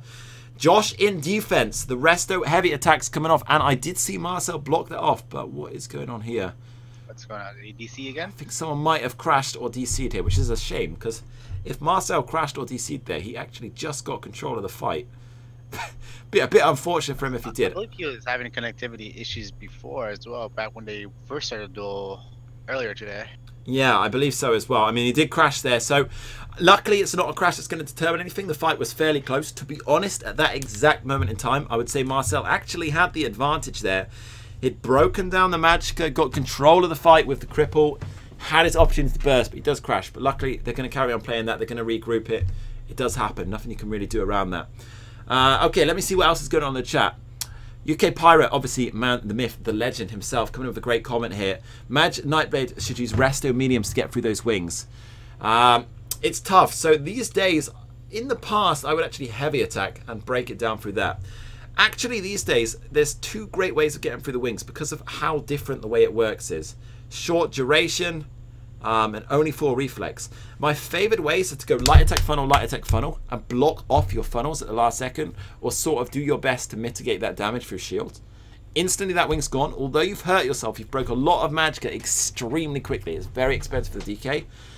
My preferred tactic, which I've always used in the past alongside heavy restos, is to obviously fear. So at 3 seconds, that's got a 4-second duration on wings. 3 seconds, cast your fear. Wings are going to go down as they're CC'd. You're going to get the cripple in immediately after, and that's a great way to punish. So that's a nice way to get around. Whilst waiting for them all to reload, guys, if anyone wants to say anything in the chat, feel free. Would you play your open world Magicka in this tournament, or would you change something? I'm a respectful guy. I don't really believe in the concept of running a duel versus duel setup. I really like running an open world build. It's nice to see a fair few of these guys running open world. I wouldn't say that everyone has, in brute honesty, but it's nice to see people running open world builds. I think it's a far more interesting type of duel setup. I think it makes the fights a lot more engaging. I don't really like this duel versus duel custom builds. Now, to be fair, most of the finalists have been running that or very similar to it. You see, for example, setups like Overwhelming and Burning Spellweave on our other DK. I mean, it's not going to work open world. You're going to be way too squishy in this, but in a duel environment, it's great. Nothing wrong with doing it. It is their decision. It is the correct way to go in terms of a duel environment. Definitely for getting that burst. Difficult to say, to be honest with you. Yeah. No, definitely. I could understand. Josh has been performing great, and his build would probably work open world. With that one-hand shield combo, he does have the option to block. Maelstrom Resto is great. I love it. It's a great source of sustain, and he's played well in this build all round. I could see his build working open world, definitely. As far as I can tell, he's running Burning Spellweave, Maelstrom Resto. That would leave probably a 3-piece of willpower and a 2-piece monster, maybe. Early burst there from Marcel. Very good reactions from Josh there, predicting it, it seems. Quick punish there on the wings again. Marcel getting the cripple in, but now Josh taking control of the fight. What's a good duel build for match build? Well, clearly Marcel's. Marcel doing a great job here. I think really in duels, you're looking at running Ellie Drain a lot from a Magicka perspective. It's a great way to get extra penetration, extra sustain, and go full damage. In duels, sustain matters significantly less. Magicka, you can often use Ellie Drain to sustain. Stamina, heavy attack weaves are very possible. That they would not otherwise be in open world, so it's a good way to go. Now, Marcel and Josh moving in with some offense here. Josh taking control very well there of Marcel. A lot of roots coming in, but the cripple landing on Josh. So Marcel also a great fear there. Opportunity to burst was there. I would be quite certain now that Josh is going to be tight on Magicka immediately after casting some pretty expensive offensive skills and a lot of wings. He's taken the cripple. He's taken some decent damage here. Does get a few free casts off some cheap casts here. I would not be surprised to see some heavy attacks. There it is, the heavy attack coming in from Josh. This is Marcel's time to capitalize. If he could have blocked that heavy attack, good opportunity to burst, but a nice block by there. Massive merciless, Jesus. Absolutely huge merciless from Josh. Not Josh, sorry, Marcel. Pretty big stalemate here. So Scott, sorry, I'm talking over. I get pretty engaged in this sort of stuff. Anything to say? First off, lads, it's completely fine, man. So I have to say, I think this is very much we're seeing the same matchup as we saw earlier. It's going to be Absolutely. all depending on who does the most damage instantly compared to the other. You can definitely tell the Magic Knight is still trying to do the same combo he tried or he used earlier to defeat Joshinor. But Joshinor is getting smart and making sure to put up his wings after the CC break just to stop that assassin's No, will. certainly, and he's doing a great job at sort of blocking off that burst. This fight is going very, very differently. Last fight, I would have strongly favoured in favour of Marcel. He did play brilliantly against the wings. This time, the DK is doing very well at not spamming the wings. He's looking for the opportunities to cast that. Like you said, after the CC, breaking the Merciless down. No one goes through there. And again, timing it against those cripples to keep as much control as he can. He is throwing a lot of heavy attacks here. It's a shame that Marcel is not blocking these off, because if he did block those off, it would be a big stay. That's going to be an enormous burst. Marcel, right as Josh goes low on Magicka, timing the enormous burst with a meteor into the Merciless. Josh has gone down. An excellent burst again. Perfect timing by Marcel once again. The same combo, waiting for that low Magicka by punishing mistakes, going in with a nuke. Brutal. Great combo. Definitely a great win. Let's give a round of applause for Moontan right there. Absolutely. Chat, we can't do a round of applause. I can, but it's pretty pathetic. But maybe the chat, bung in a little emote, give it some hands, make it look like it's got a round of applause. Well deserved there. Very, very well played by Mars. It was a beautiful burst. So, I believe, correct me if I'm wrong, is this the grand final now? Yes, it's the grand final. Now what's going to happen is the winner from the winner's bracket only has to win once. Okay. And the losers from the winner from the loser bracket has to win twice. Okay, so Marcel will have to win twice in a row here, correct? Not in a row, at least 2 times. Okay, at least 2 times. So, how many fights do they have? 3 or? I believe it'll be 3 fights. Okay, 3 fights. So, 3 fights, grand final, Marcel against Pacifist. Now, Pacifist played it very, very well against Marcel last time.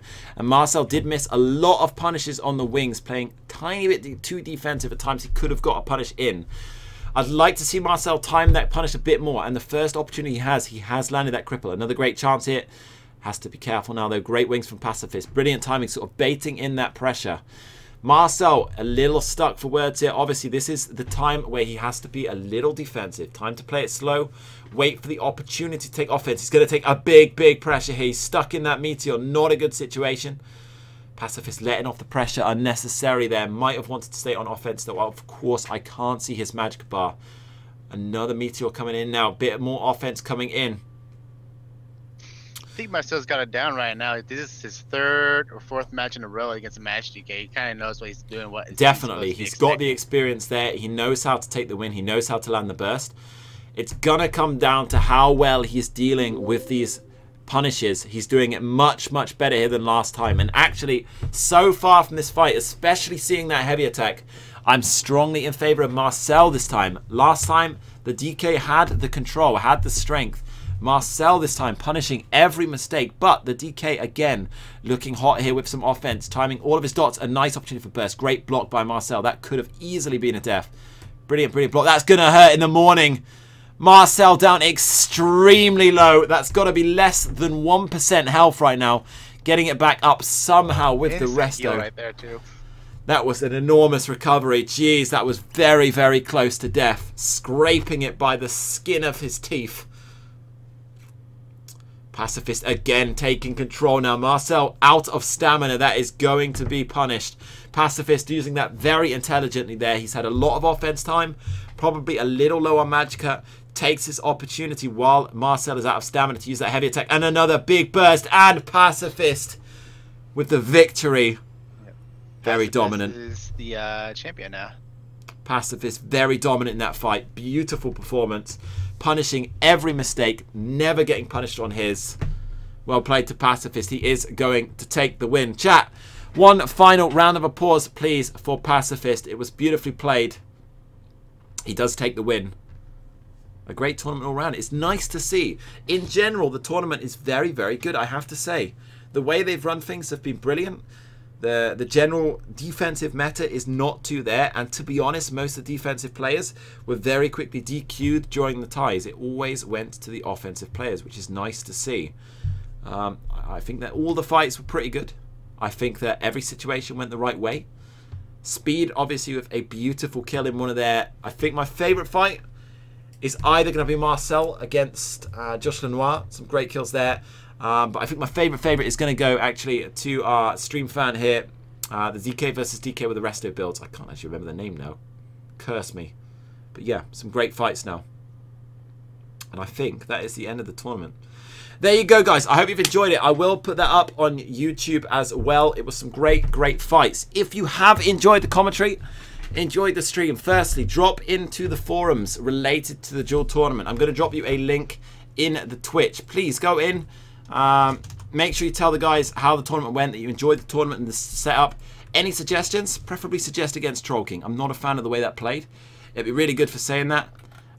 If you can give some nice comments about me, feel free. If you think I'm a wanker, go on then. You can tell them. I don't care. And of course, if you've enjoyed the stream, guys, hit the follow button